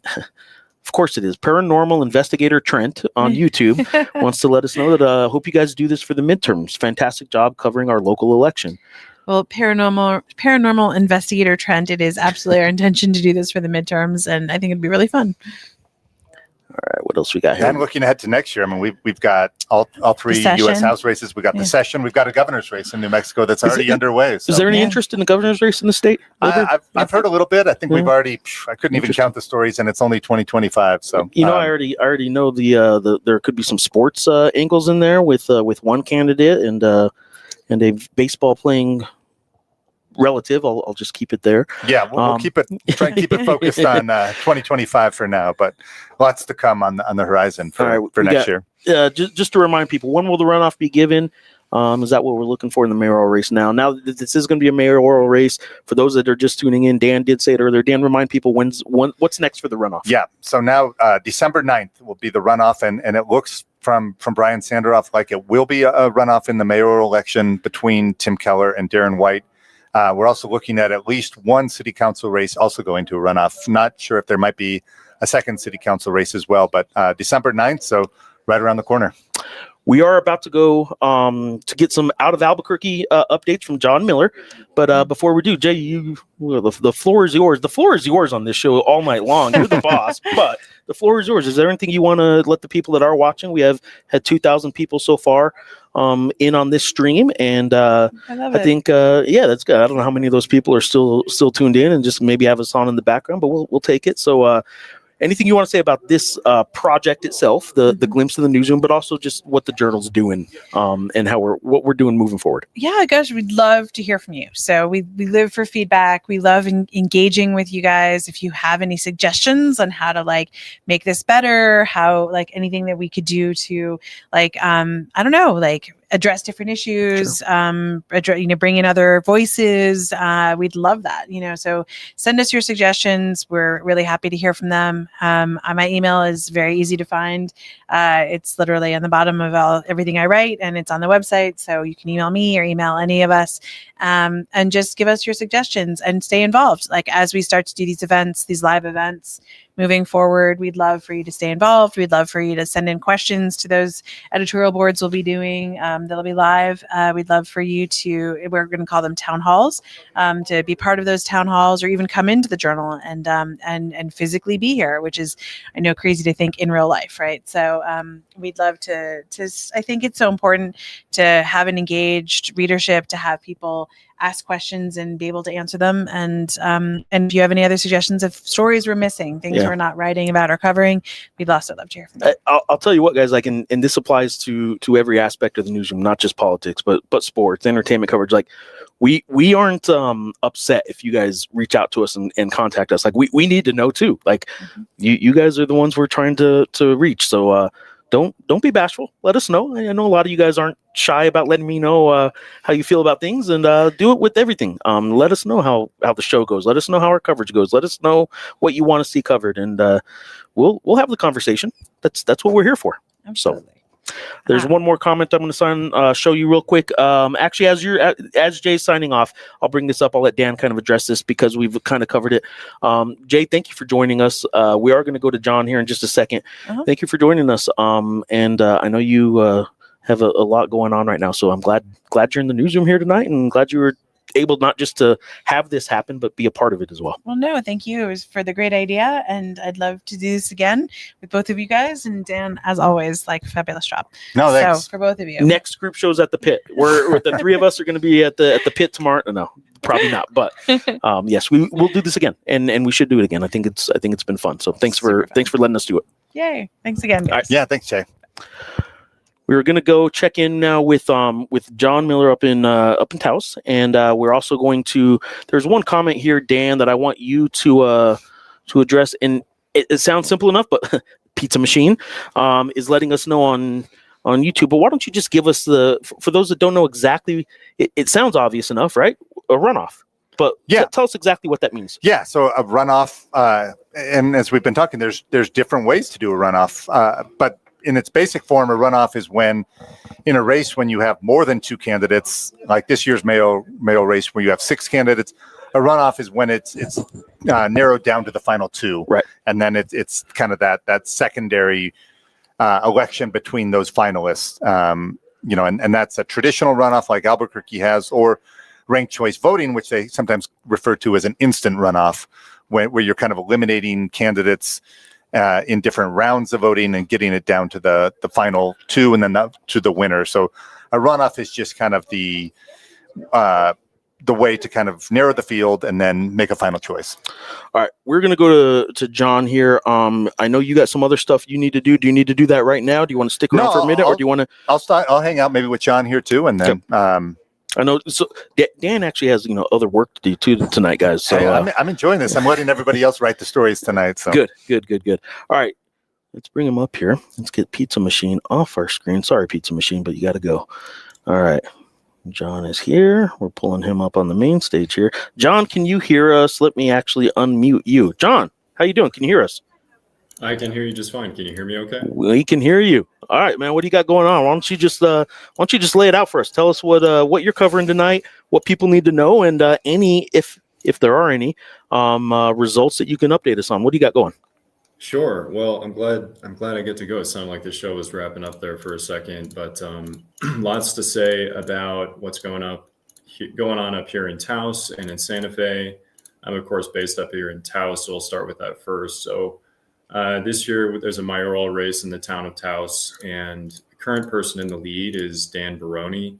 Dan was a mayor of the town of Taos previously from 2014 to 2022. So he has 766 votes right now. We see on the Secretary of State's website. And trailing him is Marietta Fambro. She has 525 votes. And she's a current town councilor and was a longtime town finance director, really knows the inner workings of local politics. I actually spoke with both of them earlier today outside the Taos County Administrative Complex. They were both camped out there until sundown, essentially, when I swung by again. There was a decently robust turnout in the town of Taos this year. The county clerk's office was reporting about let me check here, 23% turnout. Not that great, but as we know, local elections sometimes don't always see huge turnouts. Right. So that's the update on the mayoral race. There were two other candidates running. Candace O'Donnell was a former Taos County Commissioner, and Judy Cantu was also a former town of Taos councilor. So that's really the race that most people are keeping their eyes on. The current mayor, Pascual Maestas, he's been mayor for one term and chose not to seek re-election. So we're going to have a new mayor no matter what. Issues that local residents are really focused on. I've lived here a long time, and I'd say the biggest overarching issue that Taoseños are concerned about is finding ways to grow economically and ways to create jobs without Taos losing its identity. And it's a story that's cuts across many New Mexico towns. Taos, we like to think in particular, really hangs on to its identity. Famously has blocked major corporate interests coming into town. There's the big Starbucks fire that happened twice that a lot of people heard about. So people really want somebody, not just as mayor, but town councilors and county commissioners who really see in whatever their initiatives are, the value of hanging on to what we have. So other issues. John, let me jump in. Go ahead. Sure. We've been talking a lot about obviously Albuquerque with a runoff election and Santa Fe with ranked choice voting. What does Taos use when it comes to, especially in a race with multiple candidates? I think it's a little early to tell. I'm always hesitant to sort of call the race. I know that we sort of wait until all the votes are tallied, but it is looking like at this point Dan Baroni is shaping up to be the new mayor of Taos. They wouldn't have to have a runoff election though there in Taos, or? I'm not exactly sure on that one, Dan. I got to be honest with you. But other races to watch, the Taos Town Council has 2 seats available. Right now, we've got 2 people in the lead. Billy Romero is a longtime local business owner. Tetsuro Namba is a political newcomer. They're both in the lead right now. There are 2 other people running. Kind of interestingly, Taos has had the same municipal judge since 1990. It's Richard Chavez. He's in his 80s now, and he was out there holding his campaign signs. He actually has two challengers this year. So yeah, there are a lot of people out and about. I mean, just to describe what Taos elections are like, lots of candidates just out and about. People were standing in line to vote, holding their babies and, little kids' hands, and some had their dogs on in line. And it's a real sort of small town feel. Lots of old cars driving around. It's a lot of fun. You can just sort of feel the energy in the town of Taos today. And we've heard it's a similar sort of scene in Santa Fe. So if you guys like, I'll give you a quick update on what I've been hearing from down there. So the mayoral race there, Michael J. Garcia is currently in the lead with 36% of the vote. Michael is a current city councilor for District 2. District 2 is, generally speaking, kind of the southeastern quadrant of Santa Fe. He's 46 years old, and he's been in local government for a long time. I think some of the sort of scuttlebutt on Michael is that maybe a criticism is that he is so ingrained in local politics. Some people see him as too much of an insider, maybe too close with the current mayor, although he's been critical of the current mayor. One thing he's really pushed hard on, Dan, I'm sure you know about this from covering Santa Fe a lot more than I do. He's been a big proponent of improving road safety. Everybody's heard for years and years about way too many pedestrian deaths happening on Cerrillos Road. So Michael recently got an appropriation for just under $1 million for speed cameras and other equipment to help with road safety. And in second right now is Oscar Rodriguez. He has 24% of the vote. Joanne Vigil Koppler, the former city councilor who got the nod from Governor Lujan Grisham. She doesn't look to be like she's imminently going to win. But yeah, that's just sort of a breakdown of what's going on in Santa Fe. There's been a pretty robust turnout there with 31.5% of voters coming out to vote either through early voting, voting today, or through absentee ballot.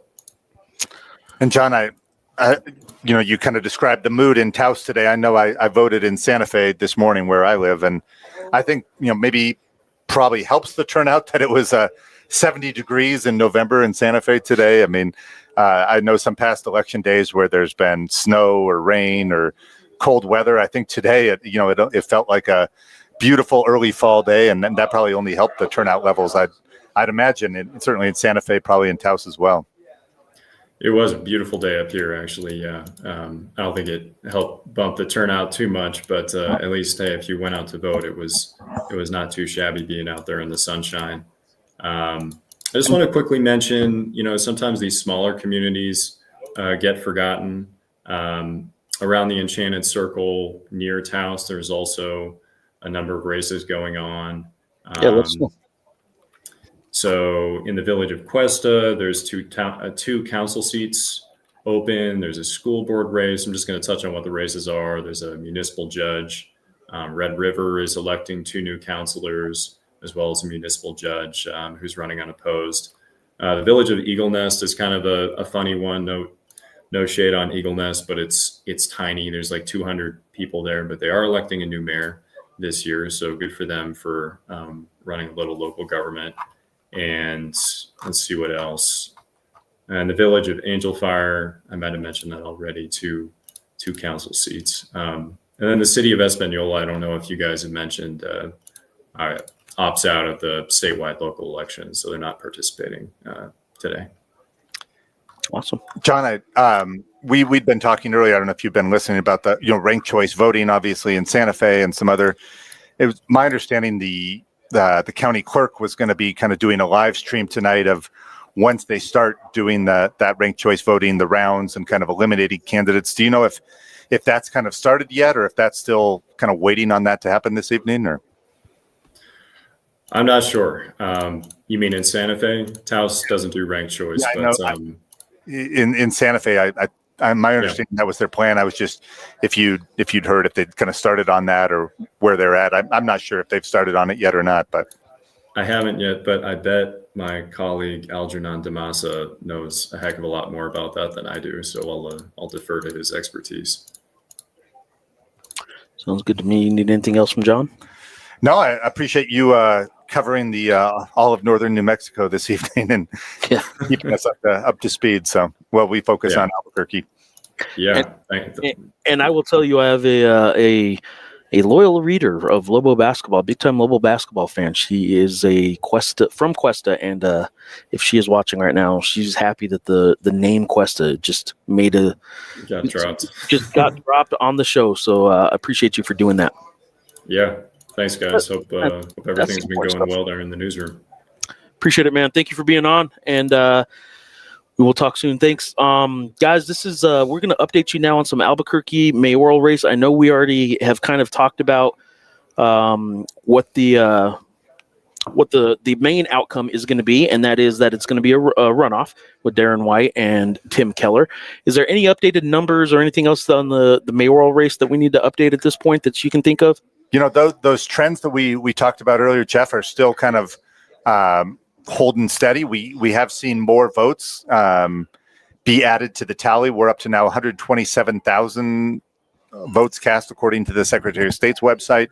So I would think that, you know, most votes have been counted at this point. I don't know the exact percentage, but Tim Keller and Darren White are headed to a runoff election. We can say that definitively now.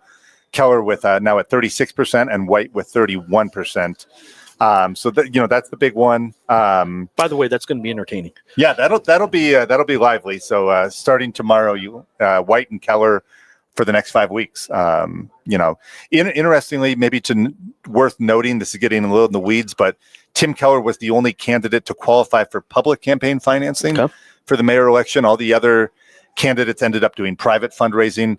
My understanding that now for the runoff, Keller has the option of sticking with the public campaign financing or going with the private route, and he's going to stick with public campaign financing.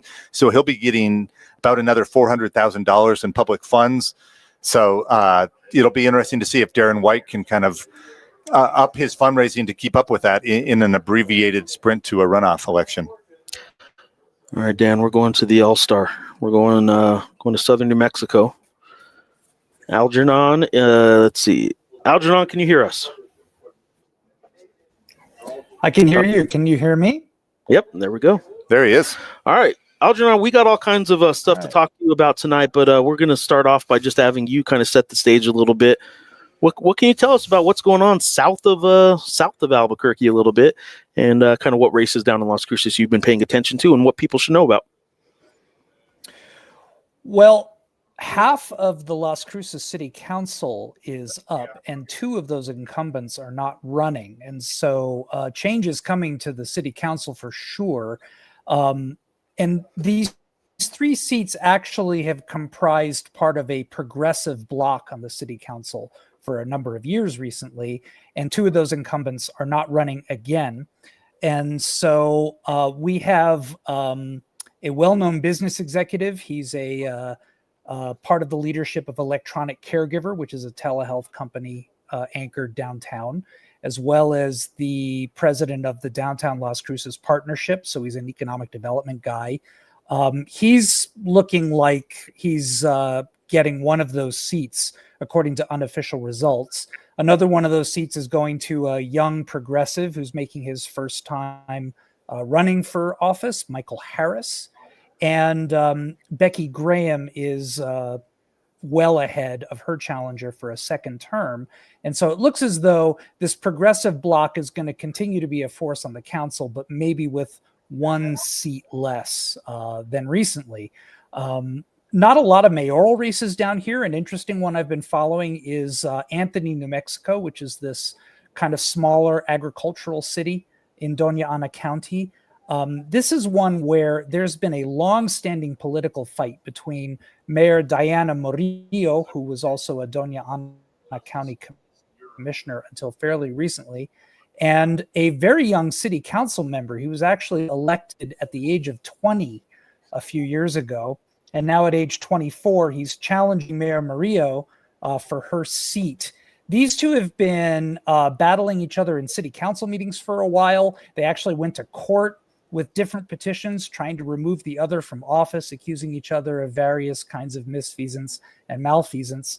And it looks like it's getting settled in an election, and the unofficial result suggests that Gabriel Holguin, the challenger and city councilman, is on track to become mayor at a very young age. So that's an interesting one. And there's a few other things too, which I've been updating on our live blog. So people who are looking at this through our the Albuquerque Journal website can scroll down a little bit and see this blog where we've been posting updates throughout the night. And I've got several contests in southern New Mexico. Yeah, live.abqjournal.com in case you guys aren't on that site watching this. If you're just on YouTube or wherever else you may be. I'm sure this is pirated on a whole lot of accounts out there too. People are streaming this across the world at this point. But live.abqjournal.com for all our election coverage. Okay, so that's some of the highlights from the Las Cruces area and stuff like that. But Algernon, there's something you are uniquely qualified to talk to us about, and that is some ranked choice voting. I'm gonna again just sort of give the floor to you. Ranked choice voting has been a topic that's come up with some questions we had in the queue earlier from some readers, but it's also something that I think people are curious about. Albuquerque, you don't get 50%, you got to run off. Other places, have different setups. Ranked choice voting. First of all, where is ranked choice voting in effect tonight? Where do we know everywhere in New Mexico that has it? Santa Fe. Go ahead, Dan. I was just going to say Santa Fe using it tonight, like we've talked about. My understanding, Algernon, is Las Cruces also uses it, but they don't have a mayor's race this evening. Right. Some. No, Las Cruces uses ranked choice voting for municipal elections. So not the school board, but for city council and mayor.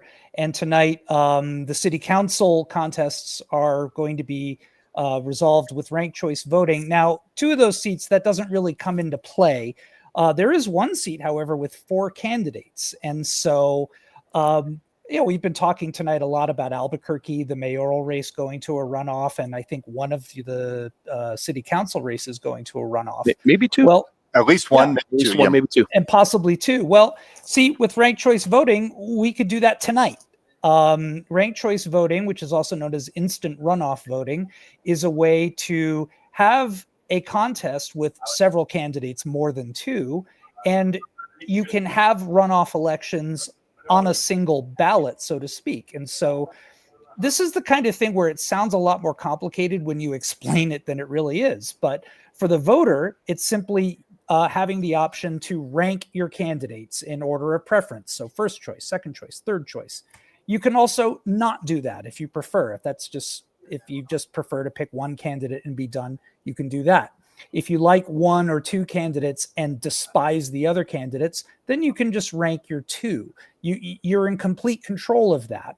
Where it comes down to business is when the ballots get counted. And so there's a first round. And so all the first choice candidates are counted. If none of those candidates prevail with the required majority, then it goes to another round instantaneously in how the ballots are counted. And so the least popular candidate is dropped off, and then the ballots, the votes that went to that candidate, for voters who actually indicated a second choice, now their second choice gets counted in the next round of the election. And so this is actually a way to influence the outcome of the runoff elections that happen just in the process of counting the ballots, if you chose to do that or not. And so in Las Cruces, this is fairly new. It's only been in play for a couple of cycles. And so there's still a lot of confusion about it, frankly, some misinformation about it as well. But it's been used now in a couple of mayoral elections, if I have that right. And it seems to work just fine. And it doesn't really delay the results significantly.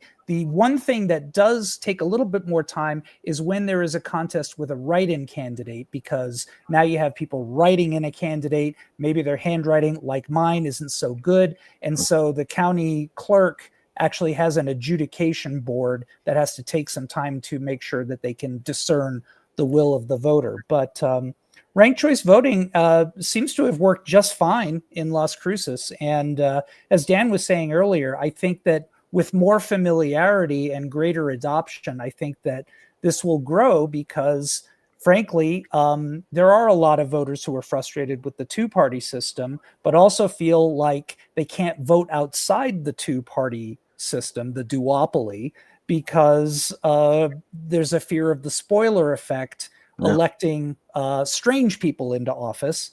And so ranked choice voting is one measure that helps mitigate against that effect. Tell us what the argument against it. You know, regardless of how one feels about it, there are two sides to it, right? There are people fighting against such things. So what's the big argument against it? Because it seems to make sense, right? If everyone is sick of this two-party system, ranked choice voting seems to be a way to address that. What would the fear be? Is it just an establishment kind of thing where the two-party system doesn't want it to happen, or is there some other arguments against it? I don't know if there's a systematic opposition to it within the two-party system. I think that there's a more of a sort of familiar resistance to change and anything that's different. People who are really used to picking one candidate and that sort of first across the finish line approach to elections feel more comfortable and confident in that. I think that there's a lot of confusion and sometimes suspicion of how votes are counted. Doña Ana County was a county that kind of famously had a whole lot of unprecedented absentee ballots in the 2018 election.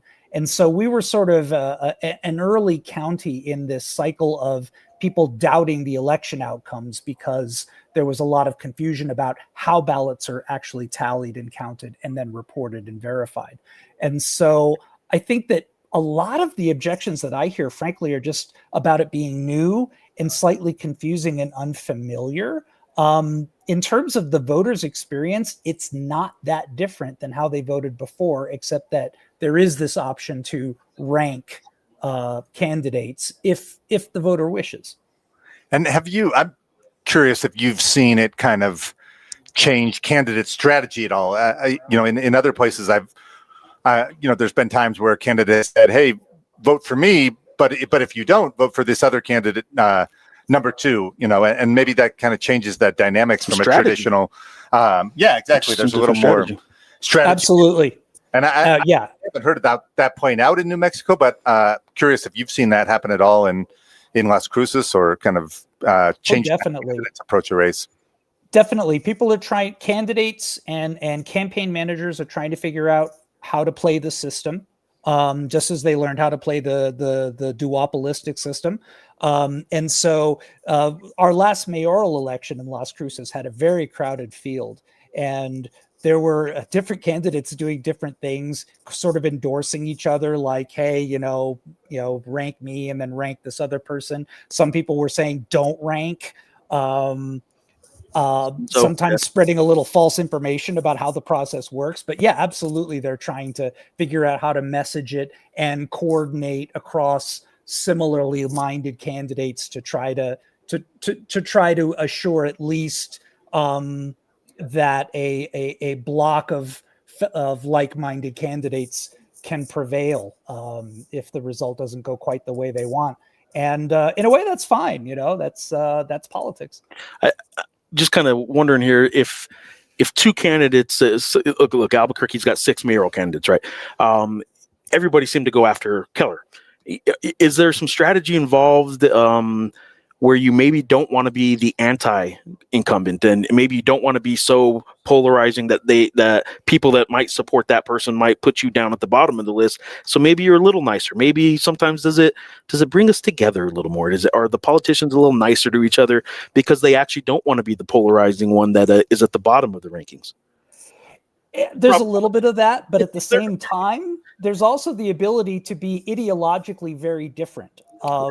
This is what, for instance, allows a Green Party candidate to draw more support, because a voter can reason that, well, the Green Party candidate is really who I like if I'm a a progressive voter of that bent. But this might not the vote, as people say, right, when the third party candidate is up. Exactly. So some of the stigma and fear about supporting that candidate with a vote goes away, and so that allows the Green Party candidate or the Libertarian candidate to really strike a very clear contrast from the two traditional parties without the stigma of being a spoiler. And so at the same time that it sort of encourages candidates to regard each other and maybe come a little bit closer together, there isn't the same kind of pressure to play for a middle, because your supporters can vote for you and then their second choice can be a more mainstream candidate.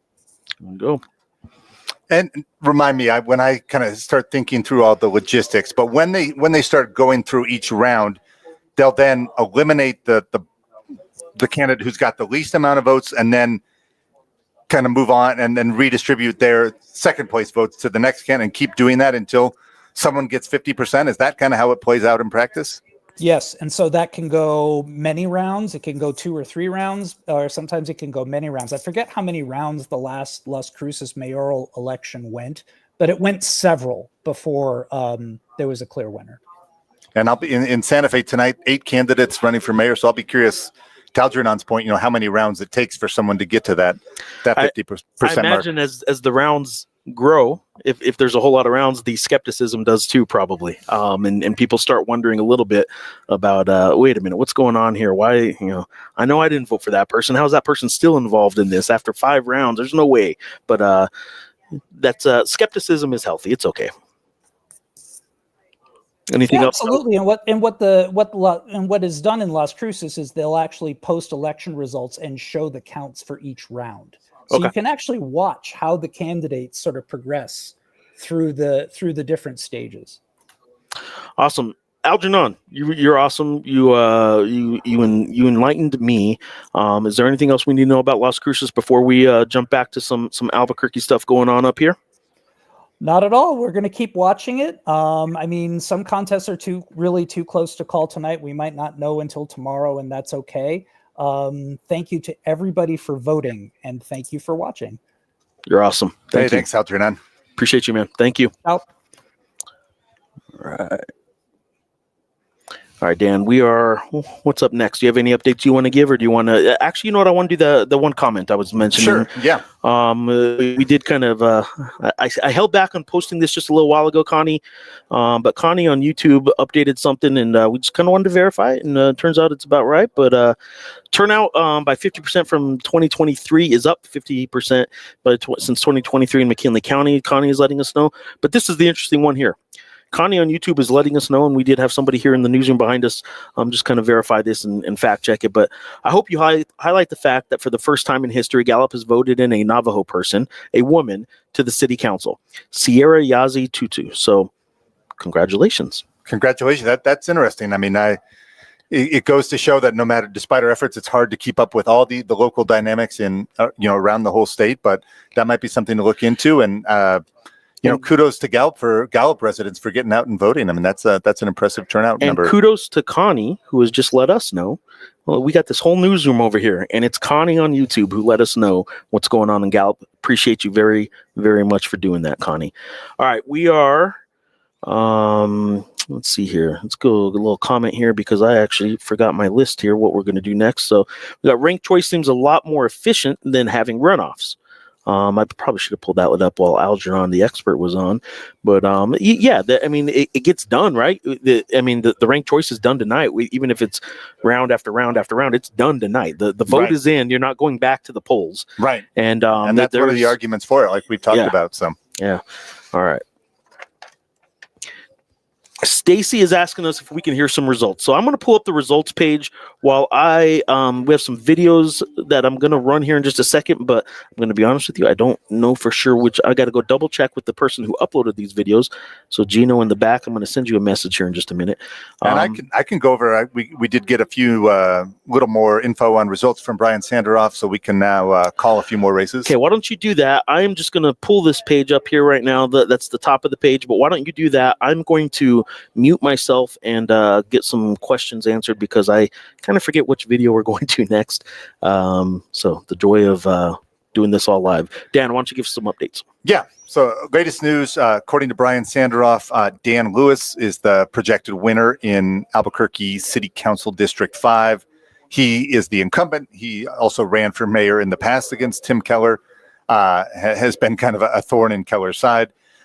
He had a pretty serious candidate, a serious opponent, Athenia Allen, who's the wife of the Bernalillo County Sheriff John Allen. But according to Brian Sanderoff, Dan Lewis, now with 54% of the vote, will win re-election to the city council. He joins Renee Grout, who I think we'd also talked about, also winning re-election in City Council District 9. So the two city council races still kind of up in the air, and those would be District 1, which is Luis Sanchez's current seat. That one appears headed to a runoff. Also in District 3, Clarissa Pena is the incumbent. That one could be headed to a runoff as well. So where we sit right now, Jeff, looking at runoff election for mayor in Albuquerque and 2 city council seats. All right, we do got two videos right now to go on the okay. And now I'm getting a message about one of these videos. We're going to go to Noah really quick, and then we're going to come back to 2 videos we have from Darren White and Mayor Keller about their night and about what's coming up. So first, we're going to get an update from Noah, who's going to let us know what's going on. Let me get all these screens off here. We got like 4 things up here now. I'm glad you're in control there, Jeff. You think you think this is control? All right. Noah, bouncing up here. Noah, what's going on? Yeah. So, as Dan mentioned earlier, Brian Sanderoff has called a number of races for us, and that would include all of the Albuquerque Public School Board races. So as I mentioned at the beginning of the show, it's not Republicans versus Democrats. It is the teachers union and the business community. And it looks like the teachers union has just taken control of the APS board. In that District 3 race that we spoke about, as I mentioned, Rebecca Bedson, who is backed by ATF, has held on to her lead. She has 50% of the vote right now. And I should mention, in APS races, they don't go to runoffs. So, whoever has the simple majority wins. So she is going to win that race. She's got about 50% of the vote right now. Danielle Gonzalez, the incumbent and board president, has 38%. And Isaac Flores, who we mentioned, dropped out of the race, got 10% because his name was still on the ballot. What does that say? Guy drops out of the race, still gets 10%. I don't know what that means. All right. On the west side in District 5, the Chambers pick, Josh Martinez, got 67.5% of the vote, so about 68%. And Brian Laurent, who was the kind of one true independent in the race, didn't say his political affiliation, was not backed by the Chamber, the teachers union. He got about 32%.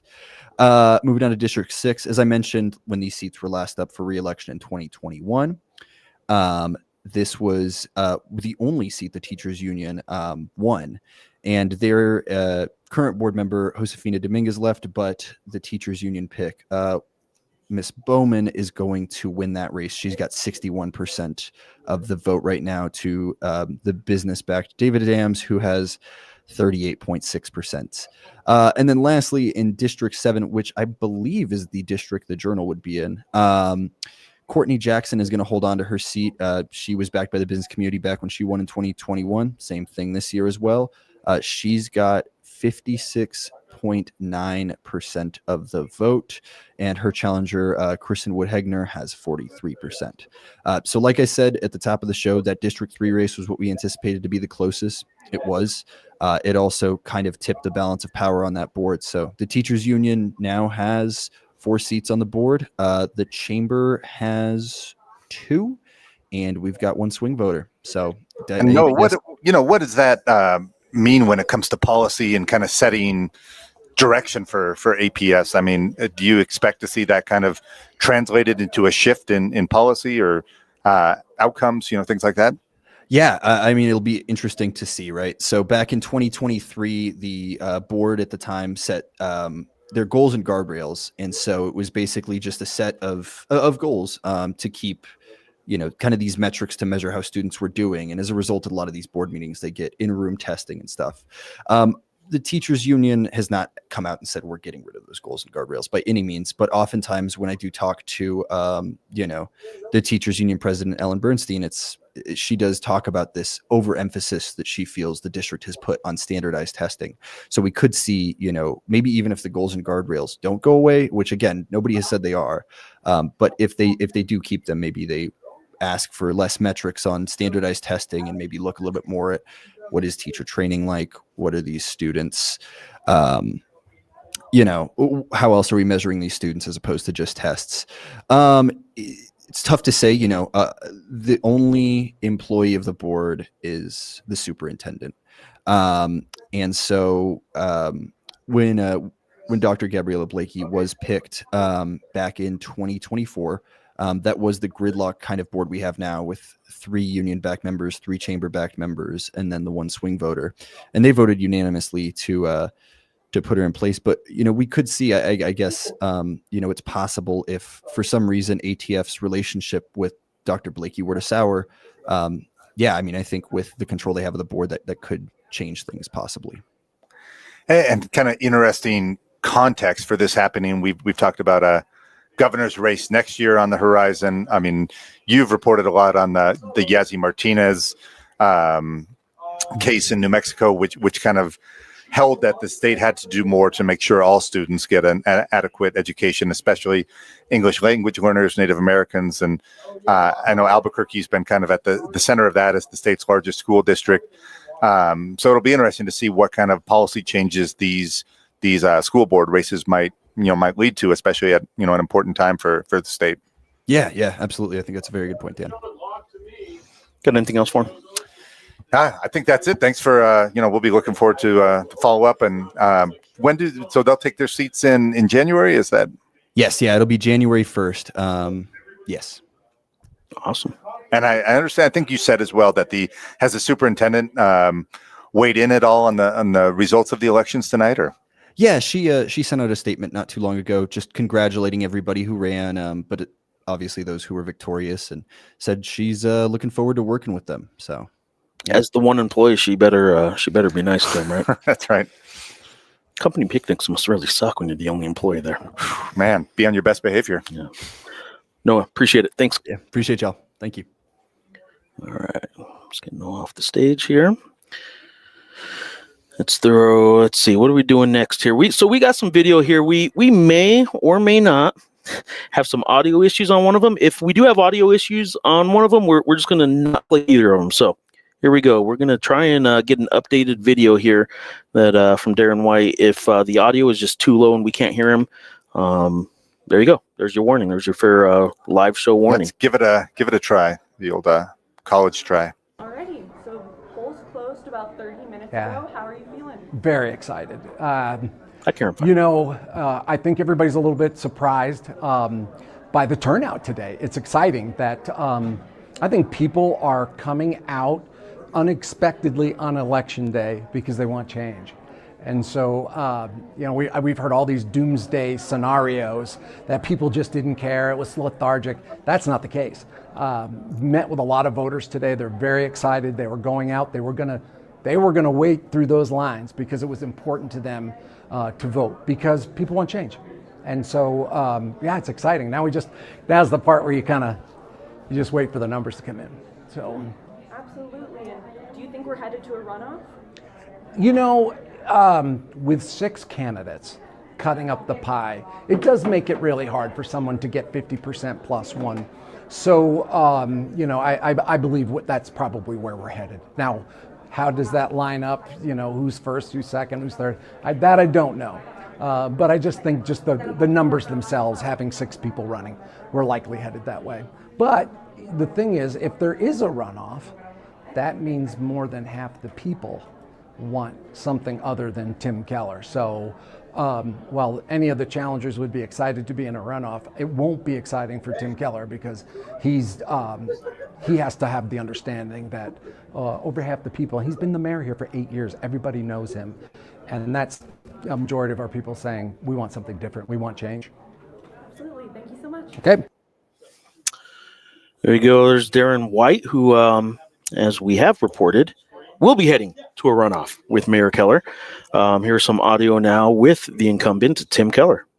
So, Mayor, as you expected, we are going into a runoff. And how are you feeling? You know, the night has been over. You had some very staunch supporters that were very excited to see you. How are you feeling even though you're going into that runoff? You know, I think we're resolute and we're determined. We expected a runoff for the last 6 months, and we've weathered a storm of 5 opponents trying to beat us up.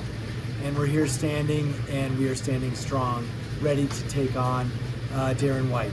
And it's a good choice for Albuquerque. It's very stark. He represents, I think, taking us backwards. I think I represent taking us forward. And so we'll all look forward to hearing all of that come out and play out in the debates to come. And so you were against multiple opponents, and now you just have Mr. White. Are you going to be changing any of your campaign strategies moving forward, or do you expect to maintain some of the same messages? No doubt we're both going to run on our records. And what I'm going to highlight is his record, which no one has talked about. And it's a record that goes in the wrong direction, whether it's no confidence votes by APD or the fire department. And then in sharp contrast, you see me pushing the city forward, making real progress, making the tough decisions that we need to go forward, and defending our city against a president who's trying to divide us. So there's a very sharp contrast, and I think you'll see us both draw that out loud and clear every time we talk to anyone. And if there's one thing that you could say to people that did not vote for you or were undecided or did not vote, what's one thing that you would say to sway them to vote for you? You know, in the end, I think I've been born and raised here, and I think folks trust me to at least move our city forward. They may not agree with everything, and I respect that, but I think they know that I'll stand up for what I think is right, and that I'll make sure and try and hold our city together. And that's what we need during these tough times. And I hope that that's what will show up on December 9th in the runoff. There you go. We've heard from both candidates now that are heading to a runoff. And hey, what's up, everybody? There we go. That's a little better. All right. So, Dan, why don't we kind of start landing the plane a little bit, putting a bow on things. We are heading to a runoff. Why don't you give us whatever updates you got or just sort of the theme for the night? Yeah, I'm impressed, Jeff, that you've been able to talk politics for 2.5 hours. So, have I, though? There will be a quiz tomorrow, so hopefully you've been taking notes on ranked choice voting. Pretty much just asking Dan to tell us again about ranked choice voting and then mayoral updates, and that's 4 hours of that's been fine, right? 3.5 hours. I did get one interesting update. I think worth sharing. I just got word from Alex Ubaez's campaign. He just recently gave his concession speech. I understand he said in the speech that he called Tim Keller and outlined to him what an endorsement of Keller would require, and that Keller told him to call him tomorrow. So that'll be something to watch. If Alex Ubaez does endorse Tim Keller, it sounds like Alex Ubaez did say that he is opposed to Darren White. So certainly with Alex Ubaez posting a pretty strong showing, if his supporters, Yeah, we're looking at 18% is what the update, or the number I'm looking at now. I don't know if this is the latest update, but let's just call it about 18% of the voters, about 23,000 votes went to Alex. And if he can sway even the majority or a portion of that into Tim Keller's camp, now there are some people that probably voted for him that said, look, I want a Democrat that isn't Tim Keller. Yeah. And some of them may not want to vote for Tim Keller. Yeah. But the people who are very pro Alex Ubaez may kind of do as he says because they like him so much and follow him so much. So yeah, so and some of them may not vote in a runoff election, but I do think that'll be something we'll be following up on. And if he does or does not decide to endorse Tim Keller, I mean, that could be a significant dynamic in the runoff election, which, already we're kind of looking ahead to that for the next 5 weeks. Yeah, that's and again, one of the benefits to ranked choice is we don't have 5 more weeks of election to have to hear people campaign for 5 more weeks. But maybe you enjoy it enough that you want the 5 more weeks. Maybe that's your that'll swing you for pro or against ranked choice voting, where everything will get done tonight. All right. Any other themes of the night or turnout? There were some comments about turnout. Again, relative to a municipal election, I think once you get into the 30s, it's decent turnout. And tonight was what, 30 in Albuquerque, 36? I think Brian said 36. We'll have to look at the final numbers. And we heard Darren White even talk about, the stronger than expected election day turnout and whatever the reasons behind that it kind of ended up exceeding expectations when early voting did get off to that sluggish start. Yeah, remember, this isn't a presidential race. It isn't a gubernatorial year race or anything like that. So for a municipal election, 36% is a pretty good number, and you may want it to be more and all that stuff. But this is relative to past municipal elections. This was a good turnout. So good job, Albuquerque, for showing up. And around the state, it sounds like a lot of places had pretty good turnout. Yeah, I mean, I was really interested, the comment that we got from the Gallup resident. Yep. It'll be interesting to see what turnout rates were in other parts of the state as well. I think there's some interesting dynamics to unpack here. I'll be interested to really dig into Albuquerque, how the vote broke down based on different parts of Albuquerque, the Northeast Heights, UNM, where we saw some long lines today. That's something we'll be looking into as well. Don't have all that data available right now, but I'm sure the campaigns are already starting to look into that and kind of where they're going to really need to bring out those votes for the runoff. All right. As we sign off here, the updates. Again, live.abqjournal.com is where you can get all our updates. Everything that we know is up on that feed on the right that has all the results, all our coverage of the night, the live blog throughout the night. You can get a replay of this once we sign off here in a few minutes. You can get a replay and watch this whole thing again. I know I can't wait till I do it. I'm going to wake my daughter up early tomorrow morning and make her watch all 2.5 hours of the show. And although I'm sure she's still up watching it now, my 6-year-old. So I will say, just to throw this in there, because I worked today, because my wife worked today, my 6-year-old didn't have school because there was voting at her school, but she had her after-school program, had her there at the school. So it was kind of weird. I went to her school to vote, and she said, "Hey, Dad, hi, Dad," all that kind of stuff. It's kind of weird seeing your parents during the day. And she didn't want to go home when Mom went to pick her up, and so she hid. And they couldn't find her for a while. And on an election day, when a 6-year-old hides, and there have been people in and out of the campus all day voting, that Jeff Grammer's daughter kind of caused a little bit of a stir at her school today. And so there you go. Well, I get to deal with that when I get home. That sounds good. We didn't even, I've got a 7-year-old daughter at home, so we didn't even get into the, K-pop Demon Hunters songs and all that others. Hey, got distracted by all this election news. This show is not over till I hit end stream here, and I think it's time to talk to K-pop Demon Hunters. And I don't know where Sean is, but we could talk his eating habits, how he's never had a blueberry or a grape. But I guess we'll probably wrap it up for now. Yeah, and on a serious note, I just wanted to give a shout out to all our colleagues out there. We've been here talking; they've been here in the newsroom. Getting those interviews that we saw earlier, putting together stories. They've been working. So check out the abqjournal.com. Obviously still putting out the print paper tomorrow morning with all the latest results. And just wanted to Algernon, John, Noah, Oliver, everybody we had on tonight. I mean, they kind of let us focus on this product and answer all the questions, where they'll kind of on the front lines, putting out the paper and getting the latest updates. And Brian, make sure you send him a message after the show or tomorrow, and thank him for coming on as well. More to come, guys. abqjournal.com, live.abqjournal.com for specifically on some of the election coverage, if you put the word live at the beginning. Otherwise, abqjournal.com. And again, I support local journalism. Shows like this, coverage like we're getting. We went around the state as best we could. Obviously, we are the Albuquerque Journal, but we're also the state's largest paper, and we're trying to give you as much coverage around the state as we possibly can. And supporting local journalism helps do all that. So people like you can help shows like this, help coverage like this, and help things out by going to abqjournal.com/subscribe. You can subscribe to the print product, the digital product, or both. Take a look at our podcasts. We got podcasts going. We got I don't know if you guys know this or not, but we got some sports coverage that happens too in the journal. So got a lot of good things going, and local journalism is important to keep alive. And I say that not only because it helps pay the bills, but it's also something I believe in. So appreciate you guys for being a part of this, Dan. I appreciate you for all the knowledge tonight. Yeah, no, thank you, Jeff. I know you got Global Hoops tomorrow night, and for spending a little bit of time on the politics side. And maybe I'll return the favor if you ever need some political analysis of UNM athletics. So it gets there. It could get there. So appreciate you guys for being on there, for joining us and kind of joining with us. Skimming through the comments real quick, and we're good to go. So appreciate you guys. Last shout out for all the people that helped us out tonight, and all the employees of the Journal who were on the show, and the ones behind the scenes that are putting out tomorrow's print edition and updating that website all night. Dan, one last time, thank you very much, and thank you guys very much. Yeah, thanks to everyone for tuning in. It was fun. I had a good time.